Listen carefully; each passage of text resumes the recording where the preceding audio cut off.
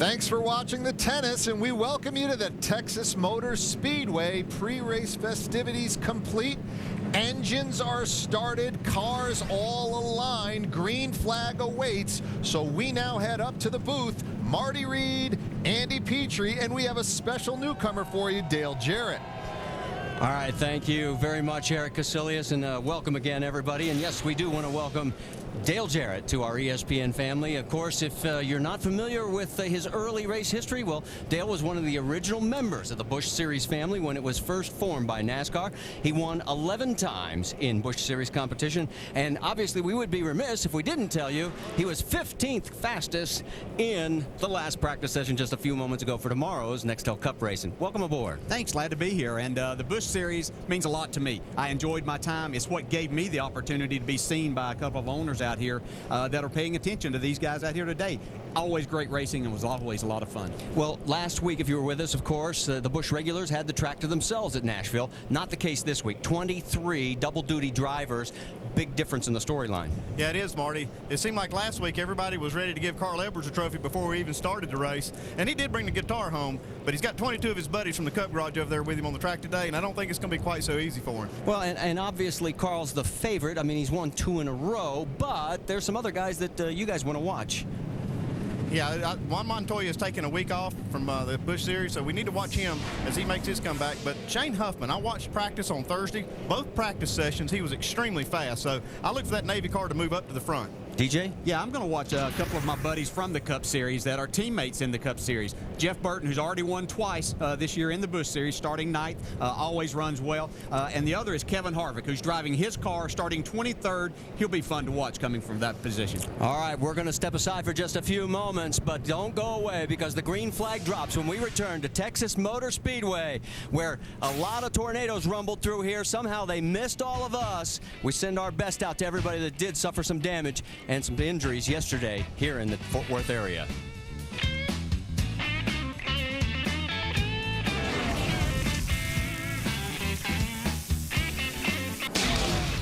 The NASCAR Busch Series at Texas is presented by Star Motorcycles. We build it, you make it your own.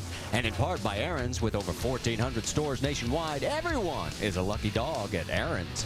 And freecreditreport.com. Stay on top of your credit score and credit report. So as we are back here at Texas Motor Speedway in the 4 pace laps, trying to get all these engines warmed up to temperature because it's 48 degrees outside and the wind chill's making a lot colder than that. Across the top of your screen is our starting field. David Reagan with his first career Busch Series pole, and he'll be alongside in that front row, of course, with Carl Edwards. Our in-race reporter, couldn't find a better one this week. It's Mark Martin. Dale, let's see if we can talk to him. Mark Martin, Dale Jarrett in the ESPN booth. You got a copy? Yes, sir, Dale. Dale, I got you, buddy. Hey, Mark, you've had a few weeks off here, and being an older guy here, just wondered what that was like, how you enjoyed it, and did you watch the races? Yeah, Dale, I've had a blast the last 3 weeks. Done a little something different every weekend, and, you know, it's just really great. Spend quality time with my family and everything. I had a lot of fun with the fans last weekend in Batesville, and, you know, it was really good to be back with my racing family here this weekend. So, got a good car here with our Dish Network Ford, and looking forward to having a good run here today. One quick question about the track, Mark. Over in 1 and 2, it's been talked about the bump over there. You noticed any difference? Yeah, Dale, it's smoother. It helped the bottom of the racetrack a lot.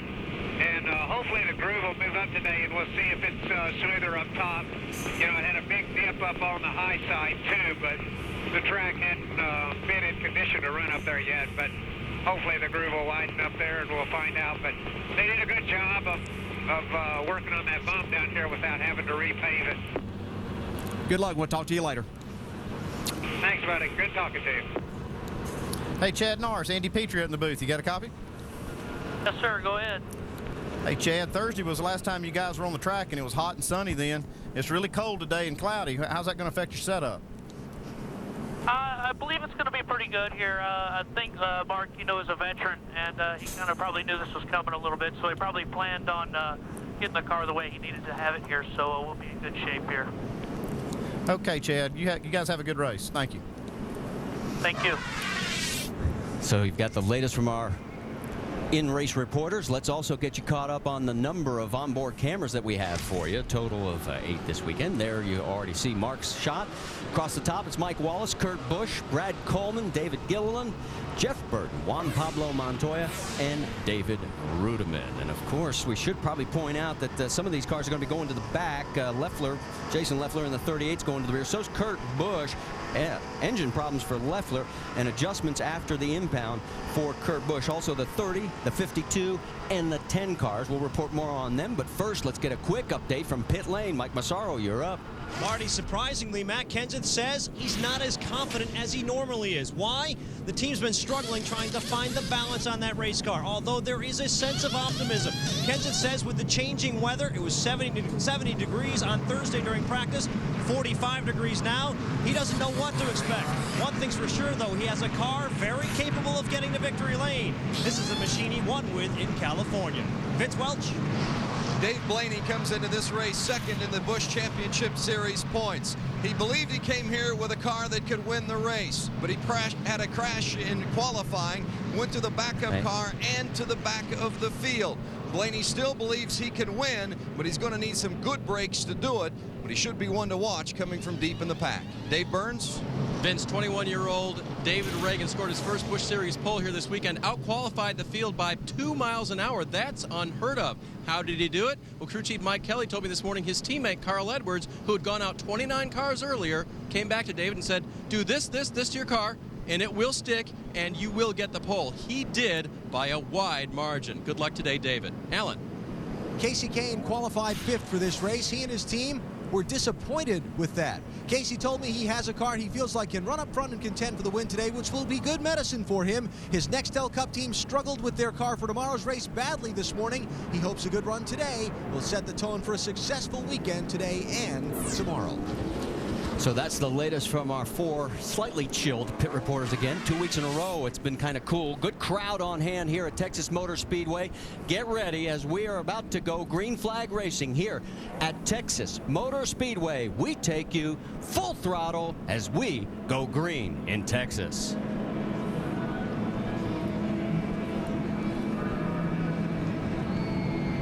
Good solid shift, bud. Coming to the green.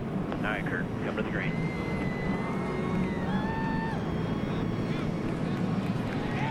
Pace cars off. Get ready. Yeah, I'll call the green. Ready. Nice. Smooth here. Ready. Ready. Green flag.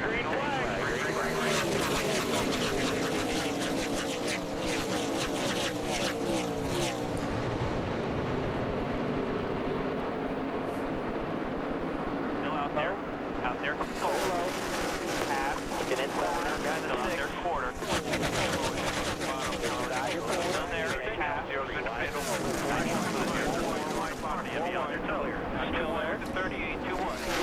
You hear all the spotters as we come out of turn number 4. David Reagan, the pole sitter, with Carl Edwards right outside of him. Who's going to lead lap number 1? It will be Reagan getting the credit with Edwards and Kyle Busch in 3rd, Casey Mears 4th, Denny Hamlin in 5th. Here comes Kyle Busch. He had a crash in that practice session in the Cup Series. It didn't seem to affect him much here. He's hard on the throttle. Yeah, I don't think there's much that gets into his head. He just likes to go as fast as he possibly can. And when I was talking to Kyle yesterday, I was talking to him about the upper groove because I know he searches around to wherever he can go the fastest. Yeah, he's not the only one. When you got Carl Edwards and Casey Kane in the field, you know they're going to try to move that groove up as soon as they can. Well, one of the great things about Kyle, if you remember his race here last year, is he's looking underneath David Reagan, and he's looking like he's going to take the lead. And yes, he is going to get the nose of that low Chevy out in front. Can he make it stick? Yes, Reagan backs off. If you remember, though, last year, he gained the most positions. He started 33rd, marched his way to 4th, so he likes this Texas layout. Yeah, I think it suits his style a lot, especially with the good, cool day like we have here. The racetrack has a lot of grip, and again, he likes to be in the throttle as much as possible, and he's got his car right on the bottom right now. Dale, I know you've probably been watching these races from the motorhome and see how loose he runs that race car. I'm telling you, he runs that thing with the back end hanging out all the way around the racetrack, and these guys, to catch him, they got to make their car drive like that. That's exactly right, and that's what it's about. As we see Casey Kane working the lower side here, and that's unusual for him. You expect to see him up, and I think he will move up as we go on. But these guys are a little hesitant right now, especially the guys that had practice this morning in the Cup cars. They saw that the bottom was the fastest way around, and that's where you had the most grip, and they're going to be a little hesitant to move up until we get a little bit more time on the track. You saw there a glimpse of Casey Mears in the 24 getting ahead of Casey Kane in the 9 car. We should point out also that running in 3rd right now is Denny Hamlin in the 20 machine. So he has stepped up the program, and David Reagan, after starting on pole, has been bumped back to 4th, guys. Well, he had such a, he ran such a fast lap in qualifying. He's almost 2 miles an hour faster than the 2nd place car. Down there in the garage talking to some of the guys, they were saying, to run that kind of speed, he had to be pretty tight qualifying to do that, and that's probably going to hurt him in the race. Let's get an update on the 6 car of David Reagan. Dave Burns? And Marty, he has not reported on that car yet, although crew chief Mike Kelly told me that indeed is how the car would start the race, just a little bit tight. But the crew chief also told this team something before the day started. He reminded them how stacked this field was with tough competitors. And they told him, I don't want anybody to expect to win today. We got to run 200 laps to be in a position to win before anything happens. Trying to keep him humble. And right now, David just trying to hang on to that car. Yeah, Dave, and that's a good crew chief for you right there, just talking to his young driver, and so he doesn't try to get his expectations too high and go out there and wreck the car right off the bat. Yeah, he's a really smart crew chief, too. He talked him into probably running wide open around here, told him his car was going to be great for qualifying. He went out there and did that, but now he's got him toned down to settling in and running a good, solid race here today and getting the experience that he needs. Remember, we've got 200 laps of racing here. We're working on lap 7 of 200, and so far, one of the movers is back in 7th place, just a couple of cars behind David Reagan, and that is Matt Kenseth. He has picked up 3 positions. Yeah, I found that kind of amusing to start with. Trouble, we've got our first caution. You can hear the call from turn number 2 as the 21 car of Timothy Peters. The Providence, North Carolina native has got a lot of damage on the right side, guys. Yeah, he's hit that wall pretty good. You can see by the damage on the right front.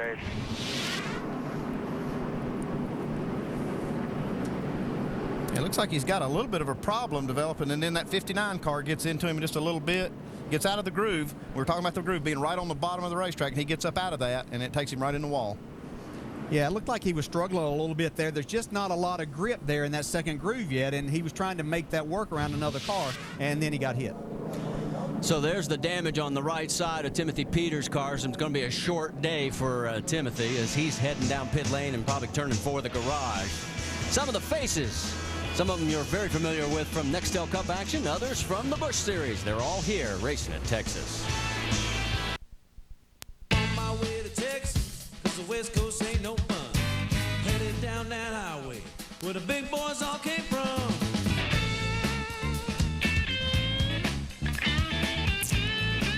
And back here in the Lone Star State of Texas, we're under our first caution after the contact with the wall with the number 21 of Timothy Peters. And we should tell you that the Aaron's Lucky Dog Pass is going to go to that man right there, Kevin LePage. They had to go to the back of the field, one of several cars. They did some adjustments after the impound Thursday in qualifying, so he gets back on the lead lap. And another car that we're noticing, guys, Kurt Busch in that number 12, he went to the rear because they made some adjustments, and he's on the move as well. Yeah, we heard that he had some kind of suspension part that they changed. I think it was a lower control arm. I think they may have had a failure on their Cup car that maybe made them question their Busch car. I'm not really sure exactly why they changed that, but he started in the back and made some real progress coming up. Yeah. All right, let's get an update on the 12th car. Alan? Hey, Andy, that's exactly what happened with Kurt Busch. I spoke with Matt Gimbel, the crew chief on that car this morning. In his Nextel Cup car in yesterday's practice session, they had a lower right control arm fail.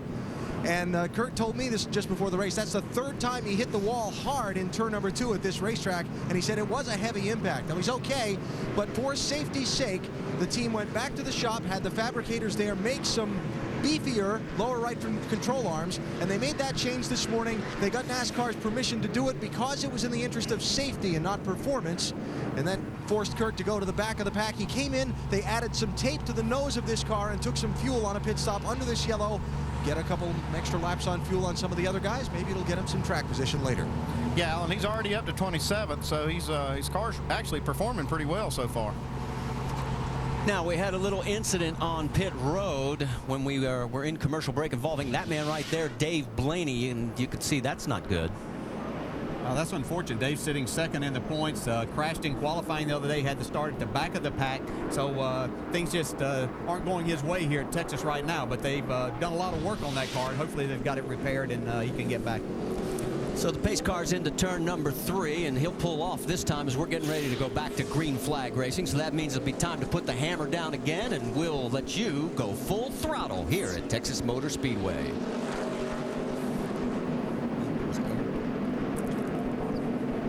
All right, dude, coming to the green here on you. Right rhythm. Stay ready. Green flag, green flag, green flag. Coming up for you right there. Let's wind up to 60.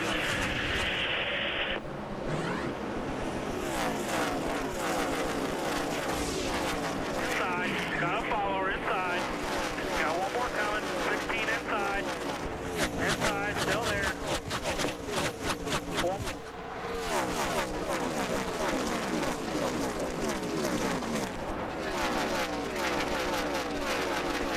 Still barely down there to 33.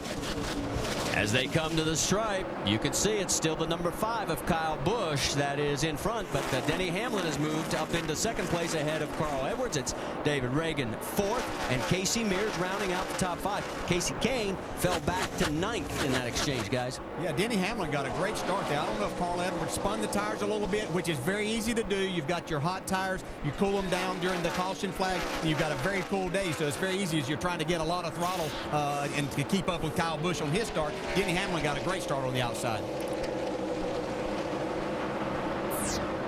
Yeah, the track's pretty fast. I'll tell you, these guys are running almost qualifying speeds because of the cool weather and everything. So, I mean, you can actually visibly see the cars just look fast. Yeah, they do look fast. And as I was talking to Kyle and Kurt Busch and Jeff Burton the other day, they were talking about how much the tires were falling off and the speeds were falling off. They were 7/8 tenths of a second in like 10, 12, 14 laps. And so we're not seeing that right now. And I think it's just a difference in probably 75-degree weather and if we have 50-degree weather here today. Well, if you remember this race last year, Denny Hamlin started on pole, ended up finishing that race in 10th. I guess he feels he's got some unfinished business.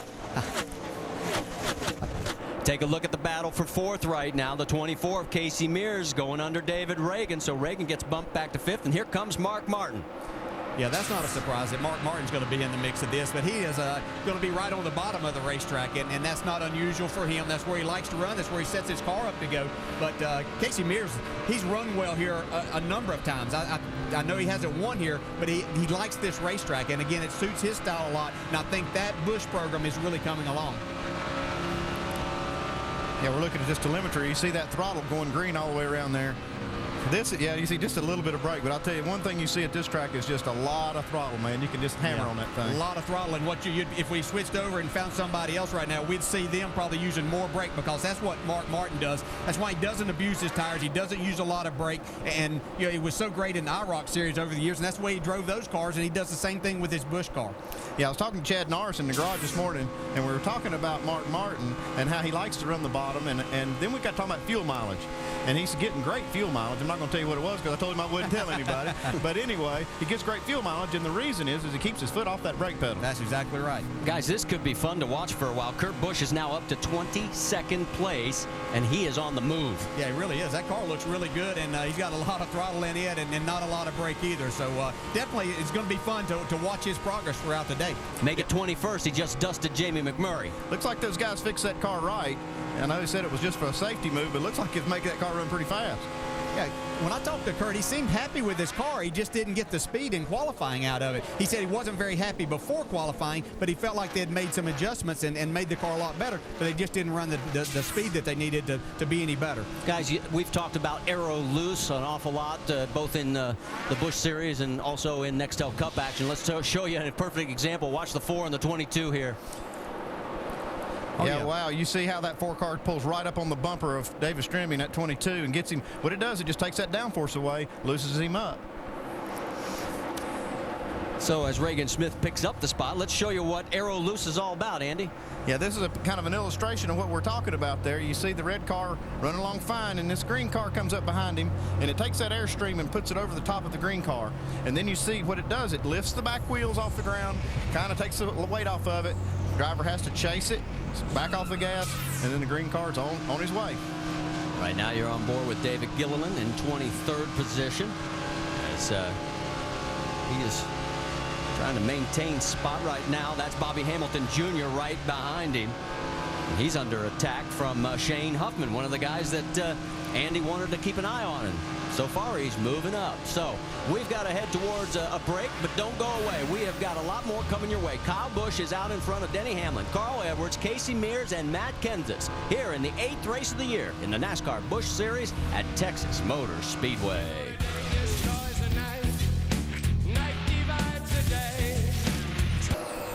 This ESPN telecast of the NASCAR Busch Series is available in high definition on ESPN2 HD, presented by Vizio. And the 17 having some trouble. What's the very latest? We head trackside to Mike Massaro. Well, Eric, Matt Kenseth just radioed in thinking he may have a problem with his right front tire. They think it may be going down. The team right now up on the pit wall, ready to make a stop if Kenseth does come down pit road. At the time being, though, public relations representatives from Roush Fenway Racing are saying they're not exactly sure if the tire is flat, but they're ready to pit the car if Kenseth comes down pit road. Okay, so not only some potential problems for Matt Kenseth, a real problem for Dave Blaney. Second in the championship chase, right behind Carl Edwards, but only by a slim 321 points. He's 2 laps down, and he's going through a pass-through penalty through pit lane as we speak. During the commercial break, he stopped again. So now he's probably going to go 3 laps down as a result of this, guys, and that's going to be awfully hard. He's going to lose a lot more ground in the points. Yeah, that's a killer right there in the deal when you have to come back down pit road after already having a problem and having to pit under green. Yeah, unfortunately, I know it all too well a couple of times this year myself. But, yeah, it just seems like when you get days like that things just pile on top of each other. But Dave and them will come back from that. And, you know, you just do what you can do. You make the most of it, and that's all that you can do. Alan, what's the latest from the 10 pit? Flat tire on the 10 car. That's why he came down pit road, and then they got busted for speeding. Well, the price was high for one flat, but Blaney will soldier on. We still have 170 laps to go here, so through attrition, he could pick up a few spots. In fact, we already have 3 cars either off or out of the race. Kevin LePage, after getting the lucky dog, is out. Peters and Keselowski are classified as off. Yeah, looking at Matt Kenseth's lap times now, it looks like his lap times are as good as anybody on the board. So I think they've kind of sorted that out and felt something funny, but he's fast again. We're on board with David Rudiman here, and you notice he started 7th. He's backed up to 11th. Dave Burns, is there some problem with the Aaron's machine?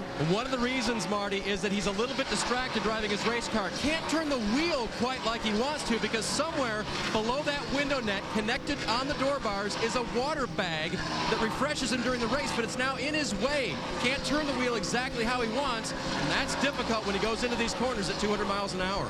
All right. When they come into the pits, by the way, what they're going to do, he hasn't been able to rip it down, so they're going to hand him some snippers and let him cut it off.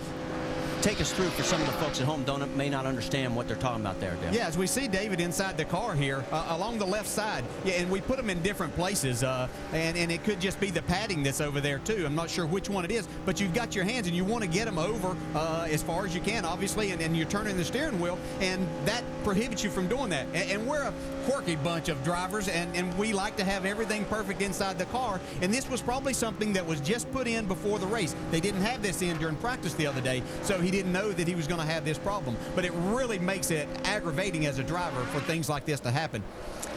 Take a look right now out on the track. Of course, the 60 is Carl Edwards. That's 3rd. And here comes Casey Mears. And boy, Casey Mears, he needs a good run like he's got right now. He just took over 3rd. Yeah, he's due for a good finish. He had a good run and a good finish in, I believe it was California, one of the early races. And, you know, he's fast everywhere we've been with this 24. Yeah, this young man has just a tremendous amount of talent. And as he gets settled in over at Hendrick Motorsports, you're just going to see more and more from him and from this race team. And, you know, the Chevrolets are really doing a good job here today, and I think that is something we used to see it in the Cup Series, and I think we probably will some tomorrow. When you untape these cars, the Chevrolets seem to outperform the Fords just a little bit, and the Dodges and the Toyotas. So it's something that they have have and they've gotten worked out, and it's to their credit. Vince Welch, are they happy campers down there in the 24 camp?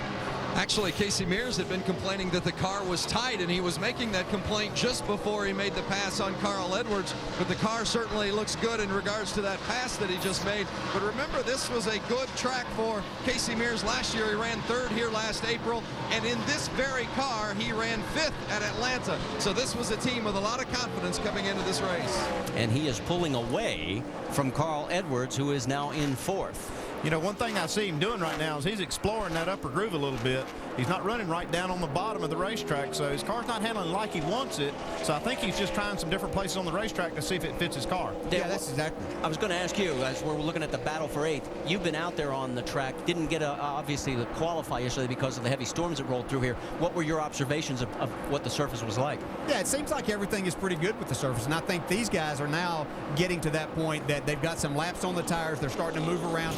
The bottom's not working for them. Their cars may be getting a little bit to that tight side, especially those guys that qualified right up front. They had their cars tight. That's how they were able to qualify up there. And so now they're starting to explore. Casey Kane is usually one of the first guys to get up there, and they're starting to make this work. You can see their lap times come back a little bit now. And one guy that told me that he had to start his car extremely loose was Jeff Burton. He said he had to really start it like that, and now we see him. He's moved up into the top 5. And so I think we'll see that continue as the day goes on, because it's only going to get tighter. Yeah, we see that week in and week out, Dale, how these guys got to start their cars so loose. I mean, it's almost scary seeing them on new tires when they start their runs. They're so loose, but they have to be that way to keep them from pushing and keep the front wheels from sliding at the end of the run. Exactly right, and we don't give them enough credit for how much talent they have, because that's not easy to do, running into these corners at close to 200 miles an hour. That 30 that everybody blew by was Stanton Barrett. He has already lapped traffic, but this is the battle right here with the 06 of Mark Martin, then Casey Kane and Greg Biffle, and here comes Kane on the high side. Yeah, a perfect example. You've got Mark Martin, who loves to run the bottom of the racetrack, Casey Kane, who likes to get in that middle and top, and we'll see as they exit the corner here and start down the straightaway, Casey's getting a really good run off the corner. Looks like he has more engine than what Mark Martin does, but it's just that momentum, and that's what this type of racetrack will allow you to do. And looks like they have helped that bump a little bit in 1 and 2, because they weren't able to do this quite so early in the race, is move up like that, because that bump was upsetting the car so much over there. Let's get more on the 9 car from Alan Beswick.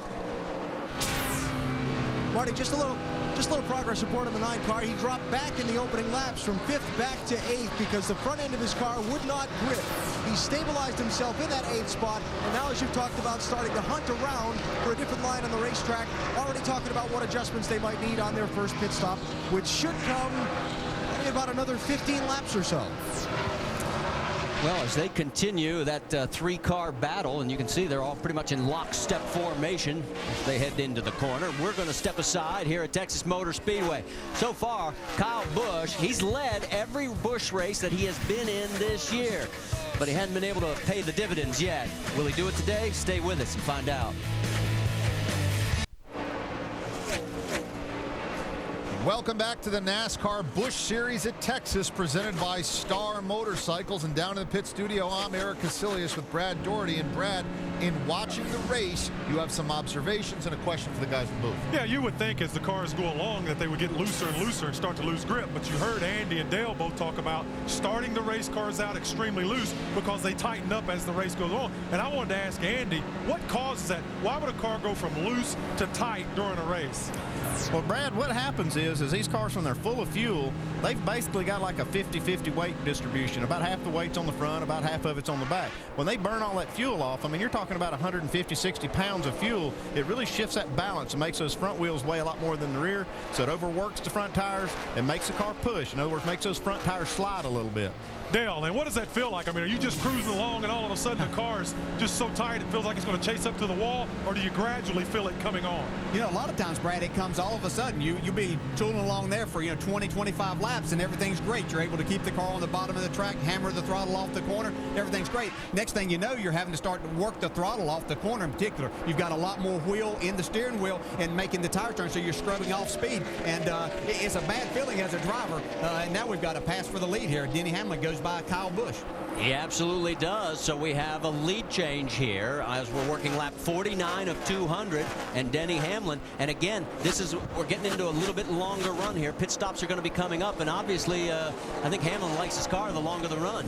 I don't think there's any doubt, but you got to wonder, did Kyle Busch get out there and run a little too hard? And that's something that he'll learn as he goes through this day, if that is indeed the case. But Denny Hamlin, he's in these races all the time, just a great talent, and they've got a good organization that has good cars for them to drive, and he does a terrific job in knowing what his car will and won't do. Yeah, and he didn't let Kyle Busch get too far out ahead of him either. He was hanging right back behind him, just waiting, kind of biding his time. And he said, "Okay, I think I'll go ahead and pass now." Keep coming, keep coming, keep coming. And it sounds like the 20 is going to be peeling off. And yes, he slows down, so Kyle Busch will regain the lead. And our first man to blink as far as needing fuel and tires was Denny Hamlin, our latest race leader at lap number 50. I got to tell you, this is a little bit earlier than I thought they'd be pitting. Their fuel window is a little longer than this, so this is just a little bit early. Kind of surprised. Dave, you're there. And Andy, to remind his driver that he really did mean come into the pits, he used the term short pit. Come now, next lap. We'll find out if there was a reason for that from crew chief Dave Rogers, but they want to make an air pressure adjustment in the front tires. Air pressure less than they were on the first run to help Denny's car a little bit. Denny complaining just a little bit that he was tight behind other cars. That's why he didn't pass Kyle Busch for so long, and the leader is on and off pit road. So some interesting strategy here early. We'll see if it pays some dividends. Kyle Busch obviously is the race leader. Here comes Casey Mears, and Vince Welch is there. Well, Casey Mears, who had been complaining that the car was a bit tight, says that the car on the lap 51 of these tires was loose. So they're looking forward to the additional grip once they get these 4 sticker tires on. So far, a smooth stop for Mears as they add the fuel, obviously, and the tires on both sides, all 4 tires. And let's go to Alan Bestwick. Casey Kane pits from 9th place. They made a 4-tire change, made adjustments to try and get the back end farther into the track, a feeling Casey was looking for. Also added some tape to the nose of the grill.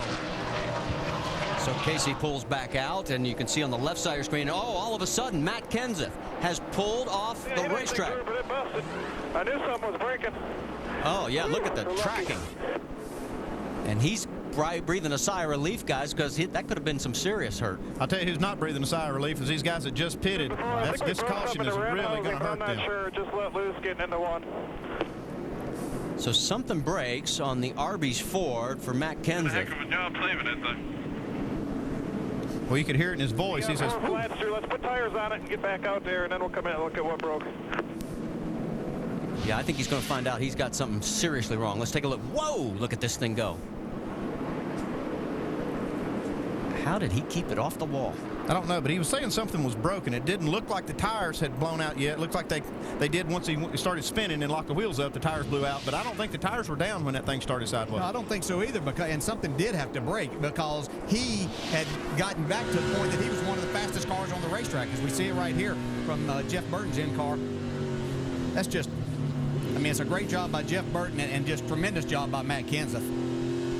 Take a look. Here is the 5 car, Kyle Busch, the race leader. He was getting ready to pit, and luckily for him, he did not. He stays out, so he will not suffer any penalty. Well, there's a little strategy to this short pitting. We heard them talk about that. These guys stopped a little shorter than their fuel window, hopefully to get some advantage on tires, and hoping everybody else, the leader comes in, hoping everybody else will follow him. And they started to follow him, but then all of a sudden we have a caution. It comes at the wrong time, and it caught him a lap down here, and it's going to hurt him a little bit. And even though Kyle slowed and almost entered pit lane, he did not lose the lead. That's Jeff Burton you're riding on board with. He's shown in 2nd place. Greg Biffle in 3rd. Carl Edwards 4th. Mark Martin in 5th. So it's 2 Chevys followed by 3 Fords. Yeah, the only problem I saw with this time, man, and not second-guessing anyone, but in short pitting at this point in time, you had a number of cars that had pitted during that earlier caution, so they had a bigger fuel window. They were going to be out there another 9 or 10 laps, and so that puts you in a worse position for something to happen, whether it's debris or something just like this. So they put themselves kind of in a box right there and in a bad position. But they have fast race cars and make it interesting for us to talk about as they come back up through the pack. Well, let's give you an idea. Here are the cars that were running up front that are now a lap down. Denny Hamlin in 30th position right now. Then you drop down Casey Mears in 33rd, Casey Kane in 36th, and of course Matt Kenseth. He's got all kinds of problems. He's shown in 37th, and he's going to go even further. Yeah, and as we get back and get ready for the restart, these guys are actually going to be on the tail end of the lead lap because they're going to stay out there. And as Kyle Busch and Jeff Burton and these other guys pit, then they're going to have to line up behind those guys. So they're going to technically be on the lead lap, just on the tail end of it. So again, make for great racing on the restart. So the pits are open, and we'll wait to see how many of the leaders are going to peel off and come on in. I'm sure that we'll probably see just about everybody. And Kyle Busch is leading the way, and Mike Massaro is stationed in his pit. Michael? Well, Marty, on a scale of 1 to 10, Kyle Busch describes his car as a level 3 tight. You're going to make a chassis adjustment using the wedge wrench, 4 tires and fuel to try to rectify that problem. He's a little bit tight going into the center and off the corner. They want to make sure that he gets just a little bit more free so he can continue to battle for this win. Alan. Kurt Busch started at the back because of that suspension change. He's blasted all the way back up to 10th place. They're going to make a slight adjustment to air pressure to try and help the front end grip on the car. Vince? Carl Edwards complaining about a vibration on the right front, just as he did a week ago at Nashville, so they gave the right front a little extra look. They're also going to make a track bar adjustment. Let's go to Dave Burns. Smooth stop for Jeff Burton, came in second. He'll lose a couple of positions. 4 tire change, chassis and air pressure adjustment. Jeff said the start of the run is what I don't like, just a little bit hard to turn the car. They hope to have corrected that. And as we take a look at the race off pit road, oh my, Kurt Busch. Remember when he was in the very back of the field? He is now 6th. They picked up 4 spots on the pit stop alone. Another good one for Mark Martin. He picked up 3, as did Steve Wallace. And Reed Sorensen picked up 2. The biggest loser, Carl Edwards. He dropped 3. So as the crews give them each other a pat in the back for a good stop in the Penske camp, we'll show you one more look at what happened as we head to a break here at Texas Motor Speedway. Great job of keeping that off the wall. March, it's the month of the year when Jeff Burton is almost unbeatable in a Busch car. Burton has cut the margin in half in a lap and a half. They got him door to door. Jeff Burton takes the win, and Kyle Busch slams the wall. Burton will sail out of turn 4 and win his 2nd in a row.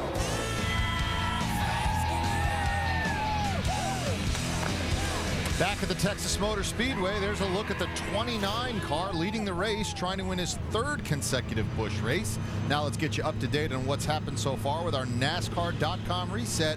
Michael Waltrip's had a difficult year. He's the buzz of the garage. First it was Daytona, having trouble qualifying, and 1 week ago charged with reckless driving and failing to notify authorities after he rolled his car. Also, Nextel Cup back this weekend after a rare week off. Traditional car back on the track after a couple of races with the car of tomorrow. Now let's get back up to the booth with our guys. And we are still under our 2nd caution of the day as we're working lap number 58 of 200. Mark Martin, our in-race reporter, is in 2nd place behind Kyle Busch. Let's see if we can talk to him, Dale. Mark Martin, Dale Jarrett, got me? Yeah, Dale, go ahead. All right, Mark, we see you in 2nd place. How do you like your car? And as you were racing with Casey Kane there and he was running that top groove, did you have any thoughts about moving up? Yeah, I did, Dale, but my car pushes off the corner and in the middle off too much to run up there. We made some pretty big adjustments here, and we'll see if we can get it better. I'm still a bottom feeder. I'm going to get around the bottom better than the top, but if I get it freed up a little bit, it'll run, you know, top or bottom, it'll run better than that first run. So we made a big adjustment here. Hopefully it won't be too much. Okay, so those adjustments you're hoping is going to allow you, Kyle Busch, does he look like the guy to beat right now? You know, it's going to have to help a lot for us to get with him, but hopefully we'll be closer this run and maybe get closer the next time we pit, make some other adjustments and get good enough that we can contend for this thing. We were missing a pretty good little piece there that first run. Okay, thanks, Mark. Good luck. Hey, Chad, Andy Petrie up here. You got a copy? Yes, sir. Hey, Chad, what kind of changes did you make there? And I'm sure you've looked at your build-up on the tires. You checked those out. Is the car showing pretty tight? Yeah, definitely. It's showing pretty tight to the right front here right now. So we're just trying to maximize our builds here for what we're doing. And went up a little bit on the track bar, just trying to get him freed up here and make this thing a little better for the 2nd run here. 10-4, Chad. Good luck. Thanks. So that we get the latest from Mark Martin, who's now running in second place. Who is the Aaron's lucky dog for this second caution? Well, it'll go to Ward Burton in the number 27 as he gets back on the lead lap, moves him into 25th position. We should also point out that the three guys that we were talking about earlier, Casey Mears, Casey Kane, and Denny Hamlin, they all stayed out, so they are at the tail end of the lead lap. Hamlin is 20th, Mears is 28th. I'm sorry, Hamlin is 26th, I should say. Then Mears is 28th, and Kane in 29th. So they're going to have some work cut out for them. Yeah, this is those interesting restarts that makes for great TV and great watching for the fans. As a driver, you're a little bit on edge because, especially the leader, you've got Kyle Busch and Mark Martin sitting there right up front of the race, but they're not starting in the very front. So they've got to race these guys and knowing that they're going to be running really hard to protect those spots. 30 cars on the lead lap as we have 140 laps to go in this 200-lap affair here at Texas Motor Speedway.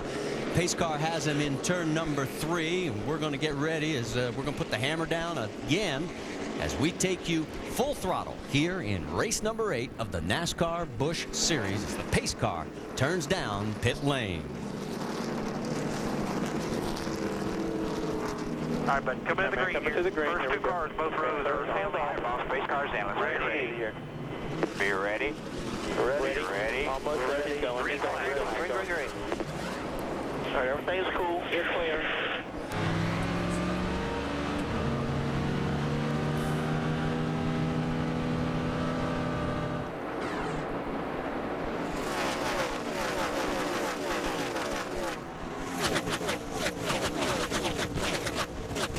Clear, 1 to the 29. Nice and smooth right here, stacking up. Nice and smooth.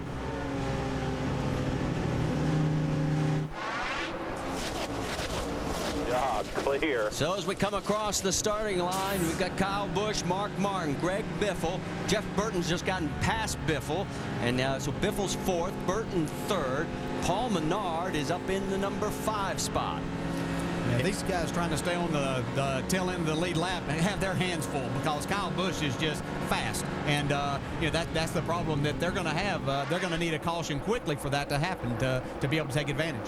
Yeah, one thing they got going for him, especially Denny Hamlin, he's got that clean air out front, and Kyle Busch is going to have to fight that traffic and that dirty air to get up there to him. Yeah, he's the one car that showed that he could run with and pass Kyle Busch, but Kyle's just so fast through the center of the corner, gets back to the gas, and but Mark Martin's hanging right there in second place. And as the 5 goes past Reagan Smith and number 4 car, let's get more on the 5 from Mike Massaro. Well, Marty, the other thing that Kyle Busch has going for him, aside from being fast, he's very hungry. He's led 386 laps this year. That's 149 more than any other driver in the series. Yet, he's been shut out of victory lane. I spoke with Alan Gustafson, his crew chief on both the Cup and Busch Series side of things, and he said they began to question themselves as a team, wondering if they had what it took to win. They had a little bit of a psychological block until their Cup team won in Bristol. He said that's the best thing that could have happened to this team. They now know they can put things together to get to victory lane. Of course, Kyle Busch's Cup team is the same team that pits his car here in the Busch Series. And as we go back out trackside, as you finish up, Mike, side-by-side action with Carl Edwards on the inside in the 60, the 12 of Kurt Busch. Well, Carl Edwards' car looks really good right along the bottom on the white line, coming up on off turn 2. Edwards takes over 5th. Kurt drops back to the 6th spot. You know, Carl's car was good the first part of that first run, and then it seemed to fall off. And I'm sure they've made some adjustments to make that better. And, of course, Kurt's had to, he's worked on his car a couple of times now, and but he's had to come from the back. And to get himself in 6th position at this point in time, they have to be really pleased. And what this will allow them to do now is just make some small adjustments to make their car better as they make the pit stops to get to the end of the race. I tell you what, I was just looking at that onboard deal, and you can see that bump, and the track is still there. I saw that 12 car hit it, and you could actually hear it bottom out a little bit. Greg Biffle just got around Jeff Burton. That is for 3rd on the racetrack as you see those two continuing the motor on. Let's get more on the 16 car. Hold on, it sounds like we've got a crash. Yes, the 36 is turned around and has hit the wall on the outside. Brent Sherman. He clipped you, buddy. There wasn't nothing you could do. The 41 of Reed Sorensen also involved. And 2 other cars, Shane Huffman. John Wood. I'm all right. I know he hit me. John Wood in the 47's got a lot of damage. Huffman was running 11th. He was one of your guys to watch, and he was moving up. Yeah, he was. He had a good run going. And here's Stephen Wallace. He's got a little damage, too. Well, that's going to make Dad happy while he's having his vacation this week. We're down next to a stall close to where we were, Steve. Or if you're on a record, I don't know what we got here. All right, let's go back and take another look. Yeah, it looks like Stephen Wallace just pushed up a little bit and got into the 36 car Brent Sherman, turned him around, and then you see all these other guys trying to scatter and try to avoid these guys, and they end up hitting each other and causing a lot of damage. There's definitely contact.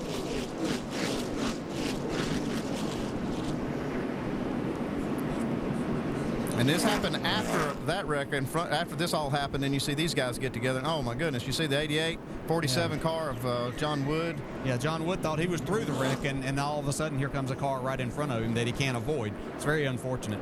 It looked like the 41 had gone.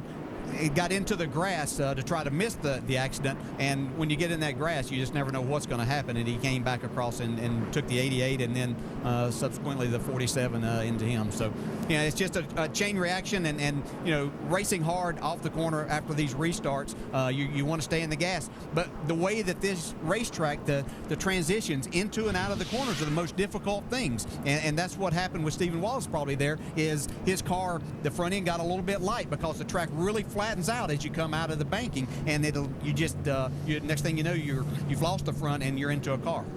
Well, there's Shane Huffman trying to come in, and there's John Wood, and not even Clorox is going to be able to clean up that mess. We're going to take a commercial break. Stay with us. We're on board with Juan Pablo Montoya. This is his view as he went sliding through the grass.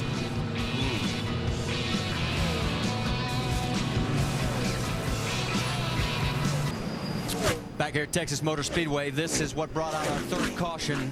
Ouch, it hurt a lot of cars.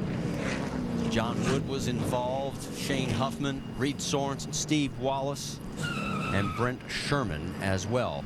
Not involved, race leader Kyle Busch with Mark Martin right behind him. Greg Biffle rounds out the top three. We should point out that because both Denny Hamlin and Casey Mears were able to stay in front of the race leader, they're at the tail end of the lead lap, and Casey Kane is going to get the Aaron's lucky dog, so he'll be back on the lead lap as well.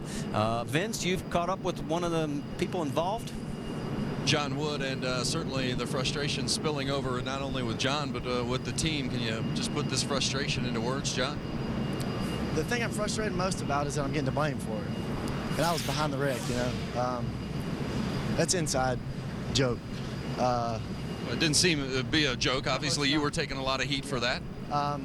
You know, the Clorox Fusion was great all day. We ran top 10. We had a mediocre pit stop, which put us back there in a vulnerable spot to be in an accident. And sure enough, it happened. And there was absolutely nowhere to go. There was cars everywhere, and just got hit. As you were explaining your side of the story to your team, and didn't seem to be the answer they were looking for. Why? No, it's not that. It's not that. It's not that at all. I guess I'm blaming myself for that one, if whatever that means. Tough day for John Wood, guys. Well, we're looking at some of the video of that conversation. Dale, I want to put you on the spot first. You've been in this position. Could he have done anything? Didn't look like it from here. I mean, John Wood's an excellent young race driver, but he can be hard on himself at times. But you know, in this position, what we saw from there, no. I mean, you know, he thought he was through the wreck. He probably relaxed just a little bit, and then all of a sudden, here comes the 88 car out of nowhere, and he had nowhere to go. You can't stop these things on a dime. Yeah, and you know what? I see just a little, it's frustration. These guys have had a good car. They wanted to get a good finish, and they're just frustrated things tore up. Probably placed blame maybe where it didn't belong. Well, yeah, you see all the damage as we're still under our third yellow. We have 129 laps still to go here at Texas Motor Speedway.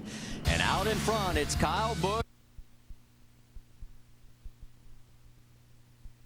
with us. Back here at the NASCAR Busch Series at Texas, presented by Star Motorcycles at Texas Motor Speedway. Glad that you're with us on a very chilly day here in the Lone Star State, and we are still under our third caution.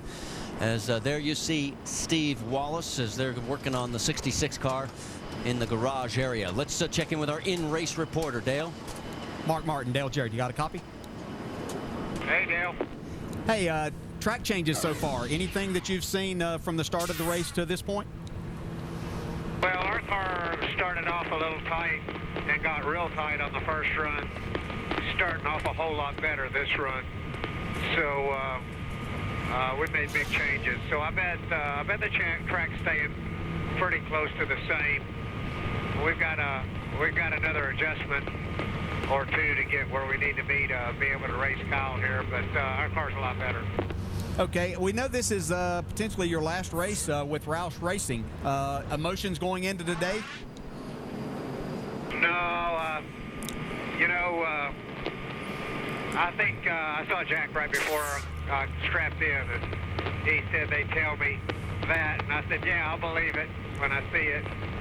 He figured the same thing, so, you never know what might be out there in the future, so we're still good buddies, and these guys have given me a great car here. I want to thank Chad Norris and all his guys in the Dish Network for their support. All right, you've had a lot of success together. Thanks, Mark, and good luck. Thanks, man. The winningest driver in Busch Series history right there. In fact, he wins at a 21% clip, 1 out of every 5 starts. He takes home the checker flag, and that is tough to beat. Let's shift gears a little bit. One guy who's not going to win today is Stephen Wallace. Vince Welch, you've caught up with him? Well, as crew chief Brian Frazier told me before the race today, he's getting better every week. We've got to keep him on the track all day long to gain that experience. That's not going to happen today. Stephen, what happened in the incident? We'll take a look at the crash here. Well, I was driving the car, so I don't know what happened. It was all my fault. If anybody's got a problem, they can come talk to me. I'm sorry for getting into the 36 car, but it's just one of them racing deals. I had Reed Sorensen. It was like they really raced me hard. I was running 8th. The 36 car was about 10 laps down, really slow. It wasn't his fault. It was my fault. My dad provides me with the best equipment he can. John V and Home Life Communities, they give us money to fund this whole operation. It's just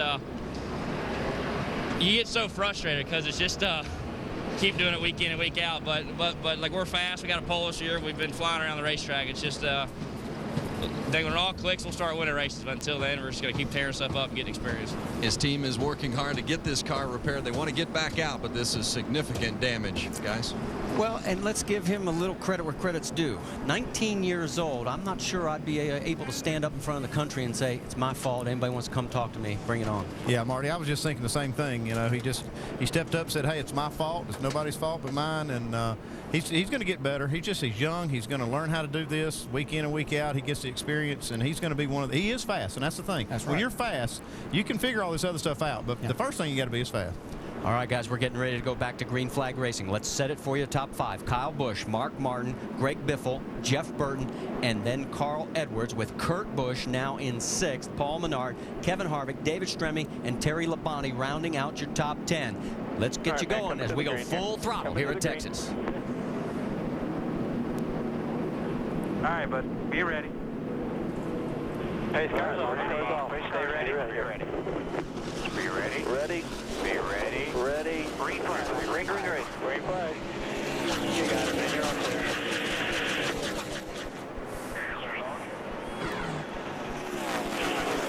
405 in between you guys. Got the 16 here. I'll be trying to get out there. He's about a half back now. You're clear?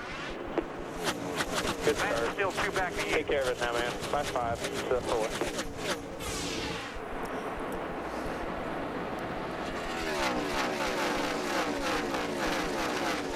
Looking inside, 17, looking inside with the 60 with him for a spot. Clear, all clear.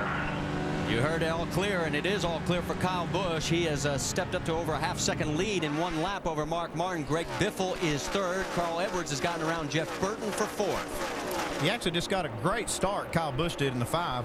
He looked like he stepped on the throttle just a little bit ahead of Mark Martin. Sometimes these guys, these veterans like Mark, though, will leave that little gap in the front, and it allowed Kyle Busch to get a good start. Yeah, and he also had the lap car of Regan Smith there and got in front of Mark. And he's probably losing a little bit of that arrow now. And Kyle Busch has nothing in front of him, perfect conditions, and he's setting the pace. And that 4 car of Regan Smith is not going to give it to him because he needs to get this lap back, and he's sitting in the perfect spot to do it, sitting in the first guy 1 lap down, so he'll get the lucky dog if they get a caution. Yeah, and he probably figures that he's got the guy that he substitutes for there right behind him, and they're kind of teammates, I guess. They're replacements for each other, so to speak. But he knows that Mark Martin is a good, clean racer, and he's in a good position if something should happen to get that lap back. You think he's showing off for Mark? I don't think he has to. He's showing off pretty good so far. I think he's shown that he has a lot of talent. And, yeah, but he may be saying, hey, I'm worthy of taking that 01 car on Sundays. A lot of tight action going on throughout the field. And a couple of guys I want to try and zero in on, guys. We are noticing Kevin Harvick in 8th, David Stremme in 9th, and Bobby Labonte in 10th. Take a look at this. Now think about this. Harvick started 23rd. There he is, up into the number 8 spot. Right behind him is Stremme in 9th. He started 22nd, and Labonte started 33rd, and he's up to 10th. Yeah, these guys are marching pretty good, and I keep seeing Paul Menard's car show up in that picture every now and then. He's up there, too. These guys are having a really good race for themselves, and Paul Menard used to be one of my drivers in the Busch Series, and he doesn't run the full series now, but he does run from time to time, and he loves these fast racetracks. Yeah, I don't think it's very surprising you see Harvick. We talked earlier in the show that he was going to be fun to watch, but I think he's just taking his time, working on his car, getting through the traffic, and, of course, Bobby Labonte out of the same stables there, so not surprising with him. Very methodical driver, is going to get the most out of his car, and we're going to see him get closer to the front. You see Kurt Busch, he is our biggest mover so far from 36th. He's now running in 6th spot as you're on board with him in the Penske Dodge. We're working lap 81 of 200. Here at Texas Motor Speedway, Kyle Busch continues to run out front. He has led 77 of the laps so far. Welcome back to Texas Motor Speedway. Almost halfway through. Let's look at the race highlights in our Holiday Inn race rundown. First up, Dave Blaney tangled up on pit road with the 0 car driven by Eric McClure.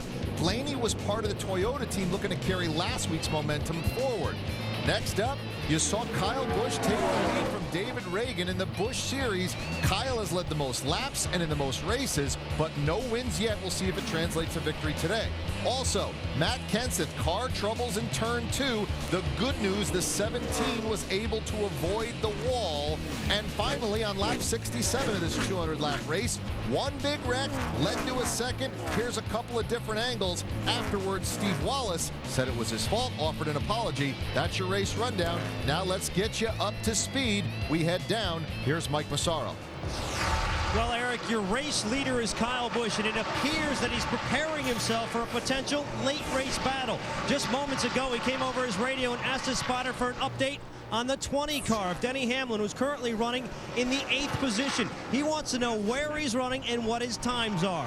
Meanwhile, the most immediate threat for Kyle Busch is the 06 of Mark Martin, who has to be absolutely happy with his race car.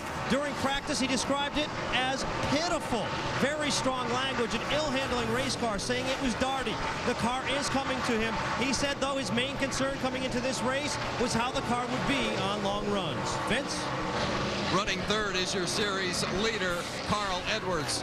Pierre Cattell, his crew chief, told me earlier today, Carl is a perfectionist. He wants to lead every lap. He wants to win every race. He wants to be on the pole. He wants to be fastest in practice. Well, he hasn't been the fastest so far here today, and Cattell has been letting Edwards know about it with the constant reminders of his lap speeds. But they're being patient, and Edwards is fairly happy with the car. He says if we can free it up at our next stop, we'll be faster. They have been having a radio issue, however. It's very difficult to understand Carl Edwards on the radio.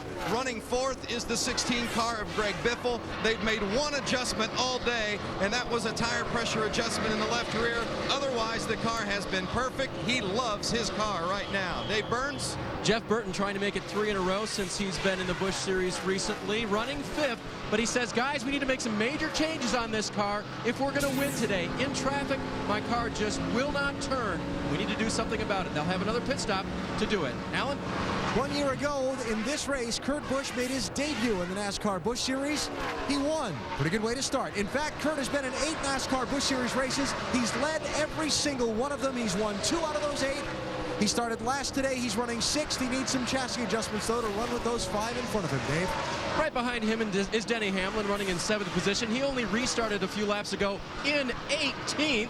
Denny is on a charge. That car handling it incredibly well. Earlier they had very poor fuel mileage according to crew chief Dave Rogers. That's why they pitted out of sequence, went a lap down, got their lap back, and now Denny charging to the front. Kevin Harvick having a good run as well. He said to his crew during the last run, way too tight, because he had trouble turning that car. They made an air pressure adjustment, and the 33 of Harvick running well as well at this point. Right behind Kevin Harvick, the 15 of Paul Menard. He restarted in the 7th position, got dropped back a little bit. That's because those guys were running so quick. The 20 was one of those cars that passed him. But he's having a good day, very solid underneath him, just a little bit loose right now. Wants to spin out just a little bit. David Stremme having a good run as well. That car has been just a little tough to turn today. They've made some adjustments on it, and Stremme is having another good run. It's a good Busch Series season for David Stremme. All right, thanks, guys. It's a Chevy up front with Kyle Busch. Mark Martin in the Ford is second. We've got 10 cars out or off the racetrack right now. 24 cars still on the lead lap. The highest Busch regular, that's Jason Leffler. He's also the highest running Toyota in 13th. So you've got caught up to date. You're up to speed after 95 at 200 laps. Stay with us. We still have a lot more to go here in the Lone Star State.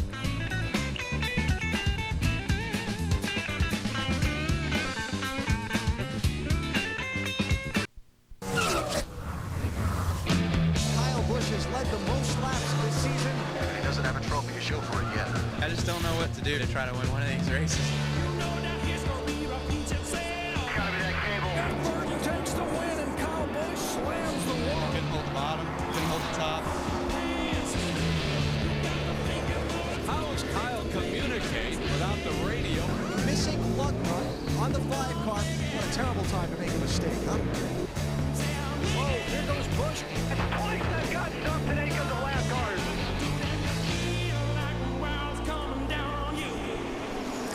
It has been a challenging year for Kyle Busch. His brother Kurt won this race last year in the Busch Series. Right now he is out in front again. As we've pointed out, he's led every Busch Series race that he's been in this year. And you can see that he's led 98 today and 386 for the season, but still doesn't have a win here in 2007.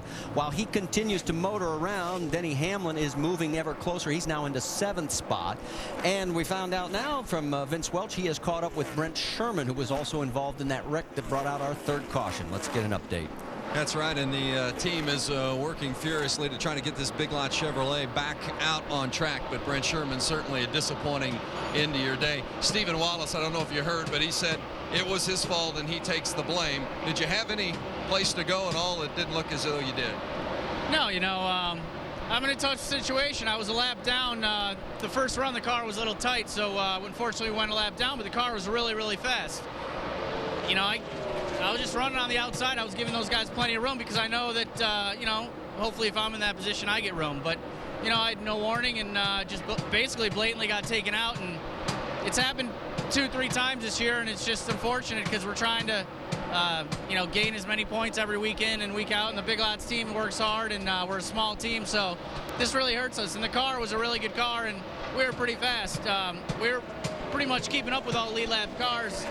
But when somebody gets into you, it's just hard to save it.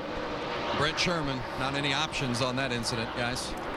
Yeah, that's kind of a double whammy for a small team. He doesn't get a good finish today when he gets knocked out, but he also loses the race car, and that puts the team behind going forward. So I can understand why he's so frustrated. All right, let's catch up on what action we're seeing out on the track right now, because Mark Martin is 2nd. Carl Edwards is closing in 3rd.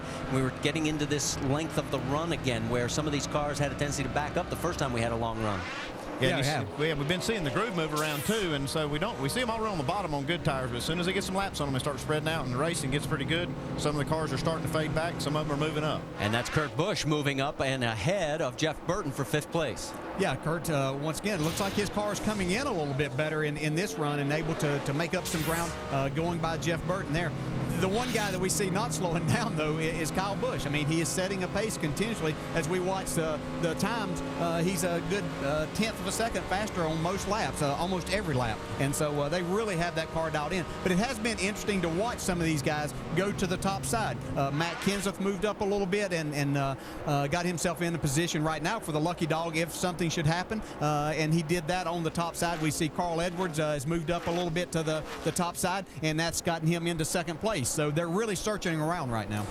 Another interesting thing, though, the 5 car lost the lead to Denny Hamlin. It was late in a run. So I don't know if Kyle's car goes away at the end of these long runs. And if so, it should start happening somewhere around about now. So we'll keep an eye on that. Well, you can see the 5 is approaching the 9 of Kasey Kahne. Kahne in jeopardy of going a lap down, and he is going to go a lap down. So now that means we have 22 cars on the lead lap, and Kasey, who had fought his way back after getting caught out on that caution, is now finding himself again a lap behind. Yeah, that's real surprising to see Kasey Kahne go a lap down at a track like Texas. Yeah, it just shows you just how much, I mean, and not to take anything away from any driver out here because they're all tremendous talents, but you've got to have that car. It doesn't make any difference if you don't have that car right. You can be the best out here, and it makes you look foolish at times, and it's not really that. Kasey's out there doing all he can do, but the car's just not there for him today. Well, Kasey's got 5 Busch Series wins, but the last was coming at California last September. Let's get an update on what's going on with the number 5 car of Kyle Busch. Mike Massaro. Well, it appears that Kyle Busch is putting together a bit of a mental notebook for a potential challenge later in the race. The guy he sees as perhaps his number 1 threat, the 20 car of Denny Hamlin. Yeah, we got good mobility, Jeff. No, this is the 20. Does he have good maneuverability through traffic? I mean, he was just, the 33, some of these guys are just letting him go. And you guys were talking about how Kyle Busch was good for a long period of his run, but toward the end, things would start to go away. That's exactly what he said over the radio just moments ago. He said the car's very free for about 3/4 of a run, and then it starts to get tight. And that's David Gilliland going a lap down to the hands of Kyle Busch, and here comes Kurt Busch as he's got Denny Hamlin all over him. Just remember, for more information, go to ESPN.com. Your keyword, communications. And right now, the man who's communicating is Mr. Hamlin in the 20. He's saying, fellas, I'm going to the front. Yeah, I was just watching the lap times while we were listening to Mike's report there, and we hear the radio conversation, and that 20 car is beating the 5 car right now. So it's starting to happen again in this run. Dave Burns, what's going on in the pits of the 20 car? Well, the main thing to remember about the 20 car is that he is very good on fuel. He pitted during that last caution period.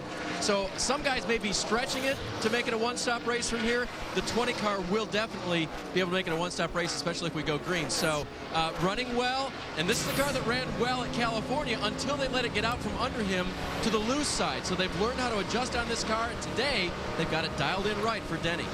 Remember, he was a lap down at one point because he got hung out on that last caution. He has fought his way back to 5th. He is only 6.5 seconds behind the race leader, Kyle Busch. And as you can see from brother Kurt's onboard camera, he's checking out on him and saying bye-bye.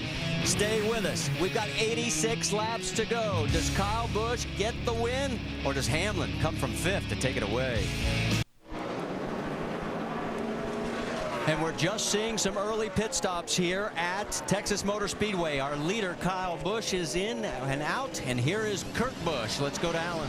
Pitting from 6th position, air pressure adjustments in all 4 tires and a track bar adjustment.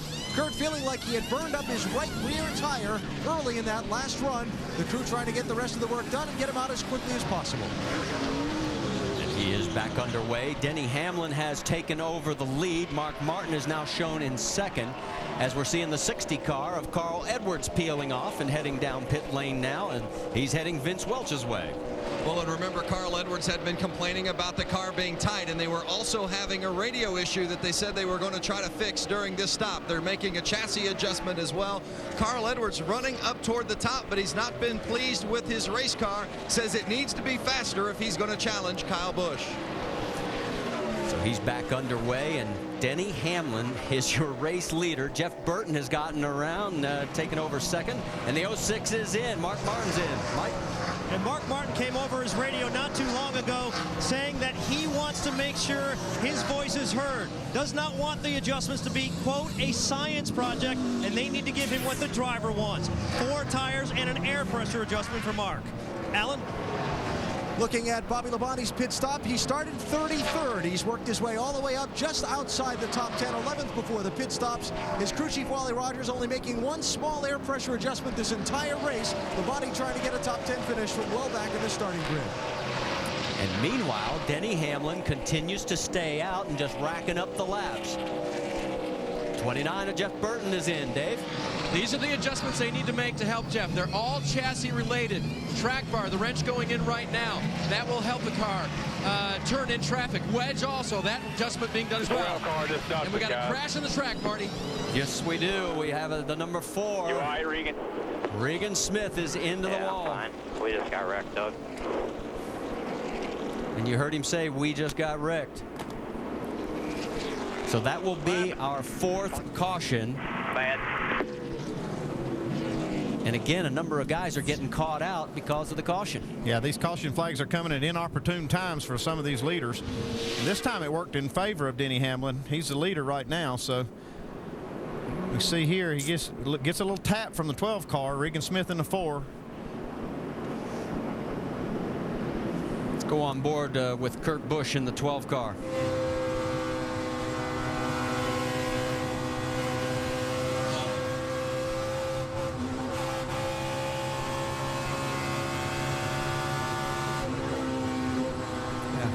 Like Regan may have had to throttle back a little bit to keep from getting into the 28 car off of turn 2 there, and Kirk obviously didn't see that. And you know, it doesn't take much with these cars, especially as you're coming off the corner. You got some wheel in it, and it's unfortunate. Regan was doing a terrific job today. Yeah, they just come off pit road together. They pitted together, the 12 and the 4, and they were racing each other pretty hard. That's too bad for Regan. The lucky dog pass from Aarons is going to go to the 17 of Matt Kenseth, as he was a lap down, and he'll get the free ride to come all the way around, get back on the tail end of the lead lap, and that'll mean we'll have a total of 10 cars now on the lead lap, because remember, a lot of cars had pitted, so we've got a lot of guys who are going to have to try and work their way back. We still have 75 laps to go. Yeah, Matt Kenseth's got a really fast race car. He had run down Kyle Busch from a pretty far distance, but then he couldn't quite get, he just lost a little momentum. Tires got a little wear on him, and he couldn't quite get by him, but he's going to be a car to deal with. Well, remember, Denny Hamlin was a lap down on lap 61. Here we are at lap 125, and he's coming into the pits as the race leader, and he's heading towards Dave Burns. And guys, Hamlin will come in now. His major complaint on the car, which is a minor complaint, just a little bit tight in the center of the corner. They're going to make an air pressure adjustment, air out of the air out of the front tires, and that will be it for Denny. When the caution came out and he was leading and others were caught on pit road, he said, it's about time. Feeling he's had some bad luck earlier this year. Now fate seems to be shining on him as the crew goes to the left side, finishing this stop and trying to get him back out so he can race through the field. Vince. Casey Mears in the 24 car. He has been much faster in the clean air today, but has experienced a little bit of tightness when he has gotten up close, or a looseness, I should say, when he's gotten up close to other competitors. So the Casey Mears car had been running up toward the top earlier in the day. They made some air pressure adjustments and sent him back out. So Casey Mears comes back out, and we're going to take a moment to step aside as you ride on board with Mark Martin here at Texas Motor Speedway, and see what happens to Regan Smith.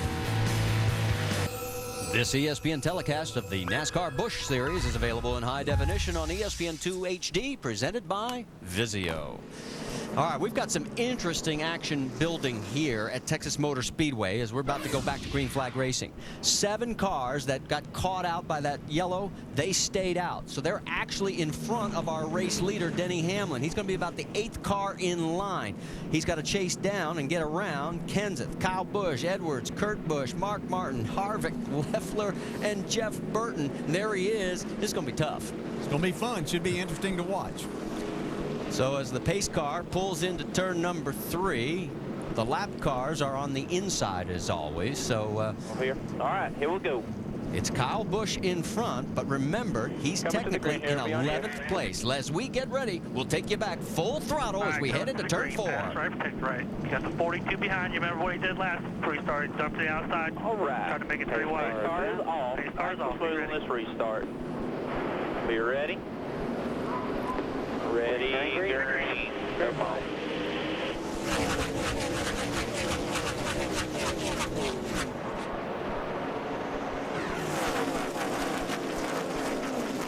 Corner clear on in, but you're 60 with 42 clear. coming outside.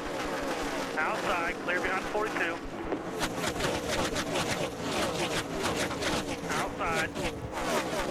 Outside, still there.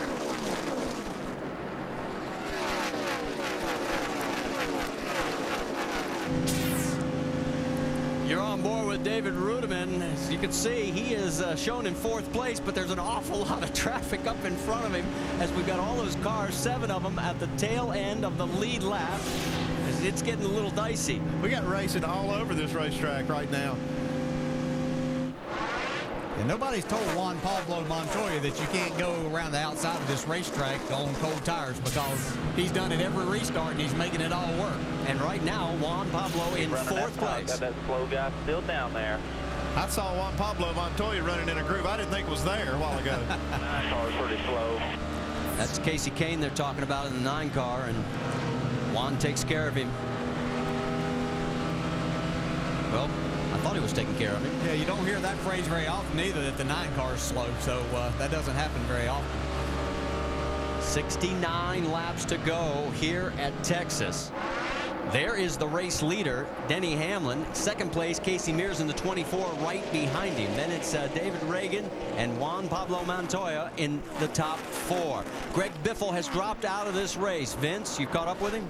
Well, Greg Biffle was definitely on the move. He had a car that he was in love with, but then the engine went. What happened with the motor? Well, I don't know. I was down there in 1 and 2, and the thing just, I thought I had a flat tire for a second. The thing started to spin out and came off the corner. I could feel it vibrating really bad, but my hat's off to the engine department. That thing had a lot of horsepower, and that's all we can ask for is good engines and make a lot of horsepower. I feel bad for 3M and everybody. We had all the 3M guys here this weekend. We got 3M on the Cup car tomorrow, running very well. So really excited about possibly still getting a win here in Texas. Well, he's got a win here in Cup. He's got a win in the trucks, but he hasn't gotten one yet here in the Busch Series. 3 runner-up finishes for Greg Biffle. Yeah, and doesn't it seem like it's always the good motors that blow up? Never the bad ones. It's always the good ones. That sounds like the crew chief talking. You want to retaliate there, driver? Yeah, and that's what we'll say too. You're out there struggling on some days and things aren't exactly right. They'll run all day long, but when you're running up front like Greg was, that's when things seem to happen. We were watching our leader Denny Hamlin here. He's being very patient, and I think that he is that a lot of times and most times. But when you have a good race car that there's probably only one car out there that's better than your car, you don't really have to worry about putting those guys a lap down. He's pretty sure their cars are going to fade, and if the green stays out, then he'll probably pass them eventually. But it's really not of any concern. He can't get up to Kyle Busch right now, who's way out there, so he's just biding his time, taking care of his equipment, and being very smart with a good race car. Yeah, he is sitting in the catbird seat for sure. And that's one guy, Denny Hamlin, that's always been very patient. Even when he was just he's a rookie. He seemed like a veteran. He's always been very patient, methodical. Right now, we're on board with Jeff Burton with Kevin Harvick right behind him. Harvick now shown a lap down again. So we have 15 cars, with Jeff being the last car on the lead lap here at Texas Motor Speedway. 65 laps to go. And there is the number 20 of Denny Hamlin as he is running up front. It's then Casey Mears in 2nd, and the 3rd place car is the number 6 of David Reagan. Now remember, David had his first career pole today. In fact, before the race, we talked to him about how nervous he might be about it. That's a good starting position. I can't screw up on the first lap. Everybody will be looking at me, but yeah, it's fun to be fast, but at the same time, we know we have a lot of hard work ahead of us on race day. Well, he hasn't screwed up the first lap or any of the others since, as he's running a very strong 3rd. But one thing that's not in his favor, no prior winner here at Texas in the Busch Series has ever come from pole. Yeah, but that's all just luck. These guys don't pay attention to that. You got a fast car and you put it on the pole, you got to figure you got a winner there. Dave Burns, you got more on the 6 car? And he has been a winner here at the track before. When he was a youngin', he ran a Bandolero here in a national championship and won, but that hasn't helped him today. His main concern has been coming off the corners where he's going right now. He hasn't been able to get on the gas as much as he wants to. The car pushes toward the wall. He has to wait on that throttle. They've been chipping away at it. It was a little better the last run, but it doesn't seem to be a front runner for David today. You know what's funny is about the only time you ever look at those stats is when they're in your favor. Yeah, Whenever, right. you know, if it said that the pole winners, the guys that won races starting from the pole here, he'd say, hey, that's great, But if it doesn't, if it's not in your favor, to heck with that stat. Well, let's look up something else. I'll tell you something else about David Reagan. When Jack Roush said that he was going to put him into that 6 car, it really surprised me that he made that decision. But now he's out here proving Jack Roush it was right. He's proven to me and everybody else that Jack Roush made a good decision. Guys, look out right now. Casey Mears has just taken over the race lead from number 20, Denny Hamlin. What is going on with the 20 car? I mean, he was a rocket ship, Dave. Well, has not complained about the race car. I was going to bring up and remind everyone, I may have misspoken earlier about going to the end of this race. They're the guys that have had the horrible fuel mileage today. Just spoke with Dave Rogers, the crew chief on the 20, and he told me they're at least 15 laps short from the end of this race. So they will have to pit again to put fuel in that car. Well, right now, Casey Mears is the man in front, and it's not something he's been able to talk about this year in his 4 prior races in the Busch Series. This is the first time here in 07 that Casey is out in front. He is the 9th different lead change that we've had here at Texas. Can he be the one to take the win? This week has been very hectic here in Texas. Tuesday was Brad Coleman Day. Congratulations. Thank you very much. I'm not sure there have been many 19-year-olds that have had a day named for them. Got to meet Governor Rick Perry and get the flag that waved over the Capitol, and it was really cool. That night, I went to the Round Rock Express game, and I threw out the first pitch, which was more nerve-wracking than any race I've ever been in. He's a lefty. All right, thank you, Brad. I got it over the plate. It almost hit the ground, but he caught it before, so. Well, you got to go on board with Brad Coleman on Brad Coleman Day. We welcome you back to the NASCAR Busch Series at Texas. Now let's get you up to date on what happened so far with our NASCAR.com reset. Dale Jr.'s race team, JR Motorsports, signed Supercross star Jeremy McGrath, a 7-time champion, pairing 2 of the most popular drivers in their venue. Now we go out to our cutaway car and get more. Here's our crew chief, Tim Brewer. Thanks, Eric. Every time you hear one of these guys talk about wedge, what you're talking about is unloading these wheels. It's weight. They're taking weight off of this wheel, and that's going to enable the car to turn and run off the middle of the corner and be freer. The same token, Mark Martin, he wants a lot of changes done. He's going to come in here, put some tape on the grill right here. That's going to give you downforce, lower drag number, make the car run faster through the middle of the corner, and it's showtime. They're here to finish the race. They're here to win the race. We want that car to turn in the middle of the corner, run off the corner free. That speed, DJ and Andy, they know exactly what we're talking about there. Back up to you guys. All right, thanks, Tim. For more on this, log on to ESPN.com. Your search word is Auto Tech, and he's talking about how the race is unfolding. And right now, Casey Mears is trying to open up a bit of a lead by 0.6 of a second over second place Denny Hamlin. I don't think Denny's too worried about it right now because his car's been so good in the long runs that he's not worried about Casey Mears getting too far out on him. I think he's pretty confident he's got a good car, although this is the first time we've seen that 24 car really get up there and mix it up with these guys. So, it's kind of a new player showed up. Yeah, it has. And it's a great time to get all your adjustments done right here at the end of the race. Casey has worked on his car, and he's gotten it to the point that he can be out front leading this. And, we haven't talked a lot about him. We said that he knows how to go fast, and he's done well here in the past, but he's looking to add a win to his record. For more on the 24, let's check in with Vince Welch. Well, and remember, Casey Mears ran 5th at Atlanta in this car, and you see the guys looking on from his pits, the 36th Infantry Lone Star Division of the National Guard. Casey Mears carrying their colors today here at the racetrack. The Lone Star Division, nearly 12,000 soldiers, roughly 2/3 of the Texas National Guard, and they are happy to be here rooting on the race leader, and Casey Mears proud to be carrying their colors today. Mears says the car is good, 40 laps on these tires, and it's still handling well. His crew chief, Chad Walter, told him, "You're pulling the 20 from the center off," and Mears responded, "How many laps left in this race?" Yeah, he wants to know how many laps he's got to do that, because Denny Hamlin's not going anywhere. He's right there in the mirror. Every time he looks in it, there's the 20. Well, the other thing we got to remember is that there were all those cars that stayed out, and they're a little bit ahead of this group, still on the tail end of the lead lap. Guys like Carl Edwards, Kyle Busch, and Kurt Busch, they're 23 seconds behind the race leader right now, and they need that yellow. Yeah, they're going to have a caution. And, you know, the thing about being in that position at this racetrack, we've seen there's not a lot of yellow flags. This is a wide racetrack. And, you know, you have a lot of banking in the corner, so it's not like you just get totally loose racing by yourself. So something has to happen for them to get back into this race. Well, to give you an idea, right now we would be tied for the fewest cautions ever, and that would have been in November of last year at 4. The most, 10 in 2003. Okay, it's not likely that we'll go all the way to the finish without a caution, but there was about 75 laps to go, I think, when we got to the green last time. So there's somebody that's probably going to get good enough gas mileage to maybe even roll the dice and try that. It'll be interesting. You know, you got people, and we haven't talked about Mike Wallace all day, but there he sits in 7th place right now. Bobby Hamilton Jr. in 8th. Are those guys in a position that they could do something like that and make this a very interesting finish to a great day? Speaking of Mike Wallace, the guys found him on camera. Good job, guys. And there you see Mike's numbers as he was as low as 33rd and right now running in 7th.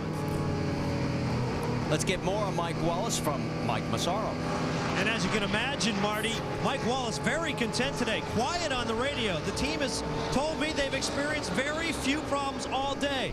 Let's not overlook one critical element. A brand new crew chief with Mike Wallace today. Mark Reno taking over for Fred Wanke. And it seems like there's some instant chemistry there for Mike Wallace.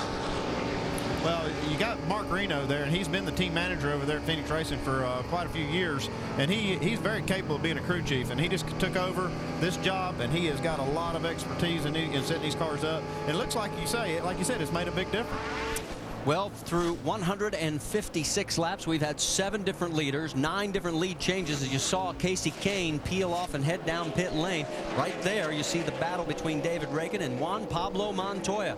Montoya won on the streets of Mexico City. And Alan, what's the latest on the 9 car? He's in the pits. This is a little strategy play by the Evernham Motorsports team. We used the phrase short pitting earlier in the race. We'll let Andy describe what that means. They are short pitting this 9. They're inside their window to make it to the finish on fuel. They're hoping that they can pit, get back on the racetrack, and then have some others maybe catch a bad break later with their fuel run. And the extra speed on tires that they'll get now with this 9 car might help them make up some of the lost ground they had earlier. Yeah, that's exactly right, Alan. By short pitting, they mean they pit before their fuel tank runs out, and they get new tires on the car and go out there and make some really fast laps and try to make up time on the racetrack for the times when these other guys behind them pit. So that's the strategy. Sometimes it works. Sometimes you get caught in the pits or get caught a lap down doing it, but it's a gamble we're taking a lot of times. And the truth is, guys, they didn't have anything to lose because they were not up front and in contention. So we'll see if it plays out. Right now, the man who is up front is right there. Casey Mears won his first ever race at the age of 15 in the old Mickey Thompson Stadium Series. The only reason I can remember that was because I did that race, and I said, this kid doesn't even have a driver's license yet. And since then, he's gone on to quite a few things, including a Nextel Cup action, and here he's out in front for the first time here in 2007 in the NASCAR Busch Series. We're going to step aside. We've got 41 laps to go. Who's going to take home the 6 guns? Fans have right now. Not me. Tighten it up. I love it. So we are under our 5th caution. Just as we went to the break, there was debris reported down between turns 1 and 2, which was the kiss of death for Casey Kane because he got hung out. So that strategy went for naught. Right now, we're getting ready for the last round of pit stops. Here comes your race leader, Casey Mears, followed by Denny Hamlin and just about everybody else that's on the lead lap, all 15 cars. For the 5 cars pit stop, let's check in with Mike Massaro. And Marty, this was the caution that Kyle Busch desperately needed. He got caught on the tail end of the lead lap. He radioed in to Alan Gustafson asking him how many laps are left. Alan said 39. He said, how many did I just run? He said 36. Emphatically, Kyle Busch said, free me up. Alan. Break for Kurt Busch also, one of the tail end cars. He comes around, bottom left of the frame, rejoins the lead group. Going to add some tape to the nose of that car to try and help the front grip. Vince. Very smooth stop for Casey Mears. 4 tires and a can and a splash of fuel, and they executed it perfectly. Dave Burns? And the reason that the 20 car of Denny Hamlin was a little bit slow coming off of pit road was because they put a piece of tape on the front of that car. Denny said earlier, when I had some debris on the front of the car, that's when it ran the best. Put a piece of tape on there that acts just like that debris, and I think you'll help my race car. They did that, took on 4 tires as well. I'll tell you what helped Juan Montoya. He has moved in front, picked up 3 positions because, guys, the word from pit lane is he only took 2 tires. Will this strategy work? We have 38 laps remaining. Montoya has won on the streets of Mexico, but he has not yet won on an oval, and that's one of his goals. So Juan Pablo Montoya is in front here at Texas. Come on back and find out if he can pick up his first win on the oval.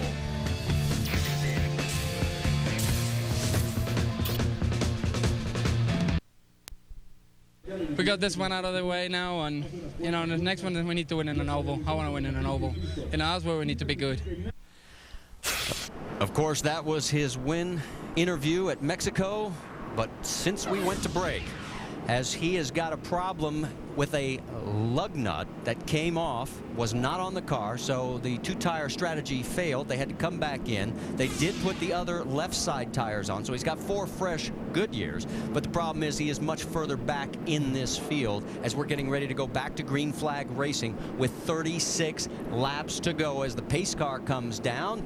And in front, it is Denny Hamlin, followed by Casey Mears, David Reagan, and they're showing Juan Montoya in 4th, but we'll have to wait to see where that officially shakes out as we're back to green here at Texas.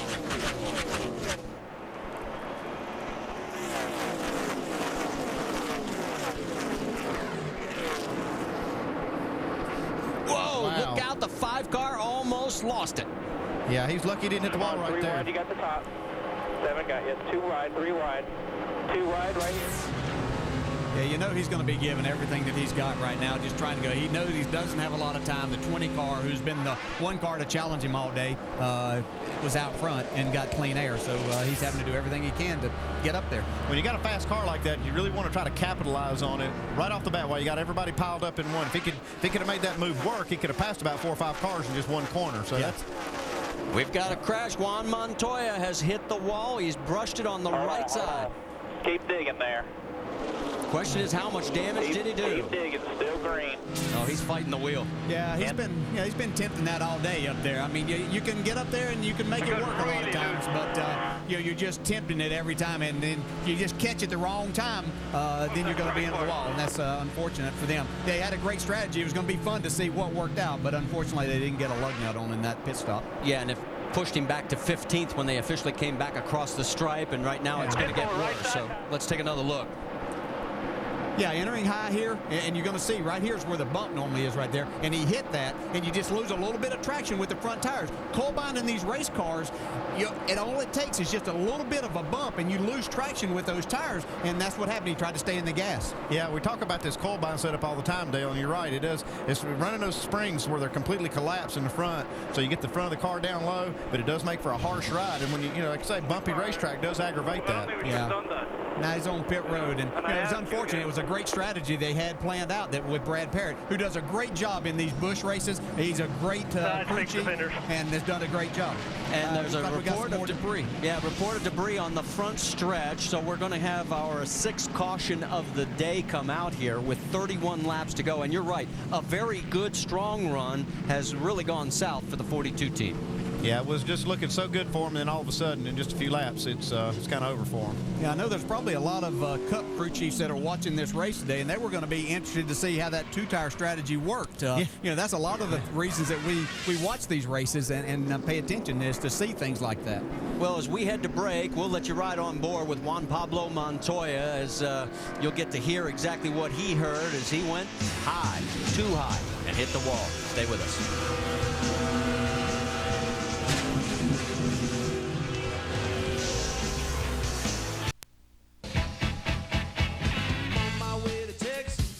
West Coast ain't no fun. I got a feeling like my time ain't long. I'm gonna have me some fun.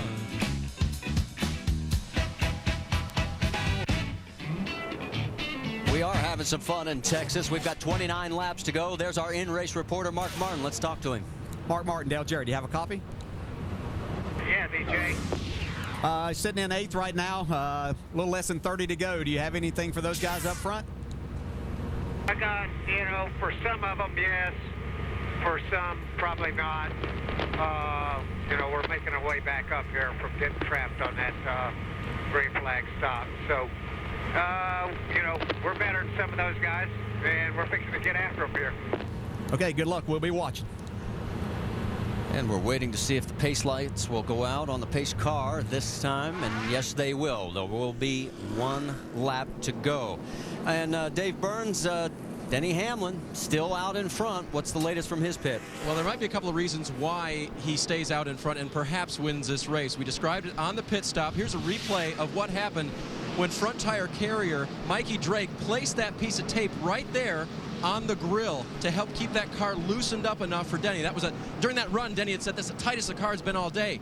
Mikey went over the wall, placed the tire on the right front, placed the tire on the left front, and before he left, was able to place that tape on there. And then, DJ, during the break, I heard you talking about, you know, the 20 did beat the 24 off of pit road, and that may have won him this race. He did. He got right on it, DJ, and he didn't speed off pit road, but he did beat the 24. Yeah, they did a great job there. Denny did a great job of not spinning the tire. So many times you're in that position and you see that car coming by you on the outside. You want to really get to the gas and spin the tires, but Denny did a great job of not doing that, didn't speed, and was able to make that pass and beat the 24 off of pit road, and that very well could win him the race.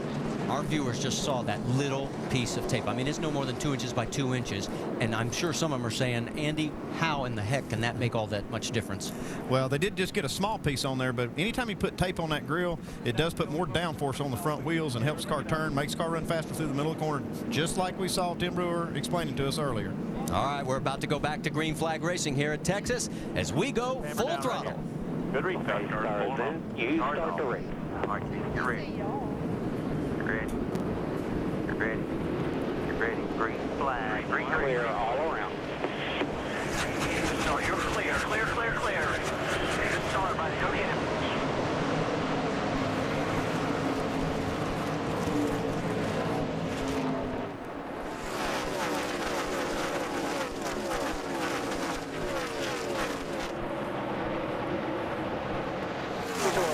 Watch the one on the bottom there. Clear high, clear high.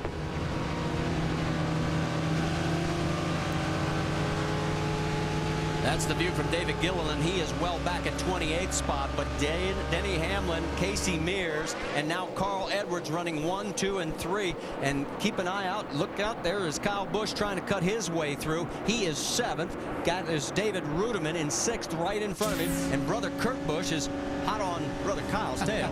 Yeah, Kyle's trying to make that move in turns 1 and 2 on the restart again. Did have it made, but he was on the inside of David Rudiman, who's done a terrific job today. Once he got that water bag out of his way, he's running the top 10 most of the day. But Kyle got trapped right behind a lap car there, and that slowed his momentum. Great battle for 3rd. That is Carl Edwards going around Matt Kenseth. And you're saying, wait a minute, Kenseth, how in the heck did he get back up there? Remember, he had that spin, guys. Wow, good save by Carl Edwards, who we saw right there coming off of turn 2. Had it a lot sideways. Looked like he got maybe a love tap from his teammate, Matt Kenseth. We got some crazy racing all over the racetrack. There was the return. A little bit of a payback right there. These guys are so good, though. You know, they can do that and not crash. I'll tell you, that's hard to do, Dale. Yeah, it really is, because, again, you've got these cars on a restart. They're pretty loose, and it doesn't take much. And, you know, it may not have been a tap at either one, but just the air will do that, as we showed earlier on, just how much that can affect you. But I would look, Matt Kenseth looks really strong right now, and it's going to be interesting to see if he can get to the front. Mike Massaro, when he had that tire go away, we thought his day was over. What's going on in that pit? And those tire problems could persist throughout the afternoon. There was another set of tires that were taken off the 17 car later, just 1 lap short of a full fuel run, and it was just beginning to show some cords. Now, the tire that went down earlier was on the same rim, on, of course, the right rear, and that tire we were unable to show you because they whisked it away so quickly, had 2 cuts in it. One small one which generated a slow leak, which in turn turned into a very big blowout about the size of, say, a CD or a DVD, if you will, a big hole in the tire that big. So Matt Kenseth and that team still pretty concerned about their tire work. Well, just in case you are tuning in and you don't know what we're talking about, let's take you back in that moment in the race. It brought out one of our 6 cautions, and Andy, this was a great job of keeping it off the wall. Yeah, he's so lucky not to hit the wall. And you see the other tires blowing out after he spins. And the one thing that Matt's got on his side right now is this run to the end of the race is not as long as he ran in that run right there. So hopefully he won't have that same problem in this last run, and he can just run the car as hard as he can to the finish. It looks like he's doing just that. Yeah, and we talk about the right rear tire being the one that shows you how loose he's running this race car. If he's wearing that tire, it's wearing it for a reason, and that's because he's hard on that right rear tire. He's got it hung out a lot, and he's up near Casey Mears right now. One thing I've seen that 17 car do is work the top side of the racetrack. We see him right here enter the corner fairly high, and he's using that upper lane and getting that momentum. And sometimes when you do that, you're running just outside of where the rubber is, and that can wear on that tire just a little bit more too. Trouble again for Juan Montoya. He has turned it into the wall. And we will have our 7th caution coming out here with 20 laps to go. And just that when car you thought about it couldn't get any worse, it does. 10 laps ago, that car really looked pristine. Yeah, they were sitting in the lead. They just made a 2-tire stop and they were leading the race and going to see exactly what was going to happen. And just shows you how fickle this business is. It can hurt you sometimes, I'll tell you. It's cruel. So there is the Ganassi team as they'll pack it up and head on down the highway. And the first oval win will have to wait for another day. We'll step aside for just a moment. As we said, we've got 20 laps to go under our 7th caution here with Denny Hamlin, Casey Mears, Matt Kenseth. That's the top 3. Back here at Texas, you saw what we saw for the first time when we went to break. It was really Marcus Ambrose there in the 59 that got into Montoya, guys. Yeah, it looked like these 2 rookies that were kind of what Schrader calls arguing over space, and it really took out both of them right here. Yeah, top 2 rookie contenders. And that's just, as we explained earlier, guy on the inside has a lot of responsibility there not to use up too much of that space, because it's easy. Your car flattens out right here, or the track does, and it's easy to lose some grip. And it is kind of up to the inside guy, because the outside guy didn't have anywhere to go. He's got a wall there. And that's the part that we initially saw where he was turning into the wall. And, you mentioned the fact there's Marcus Ambrose's car being pushed back behind the wall. These are the 2 top Rookie of the Year contenders. And right now, it's Ambrose into today's race, leading by just 4 points over Juan Pablo Montoya. And we'll have to wait to see how the new point standings come out after this race is completed. Yeah, we saw the 06 of Mark Martin make a pit stop under this caution, and I guess he was going backwards and decided to come in and get tires and kind of change his fate maybe. Yeah, it's always nicer to be going forward at the end of the race than it is getting past. You can sleep a lot better before the race tomorrow. Yeah, I'd much rather be on offense than on defense. That's right. All right, we're still under our 7th caution here. We've got 17 laps to go, and this race is far from being decided. Stay with us.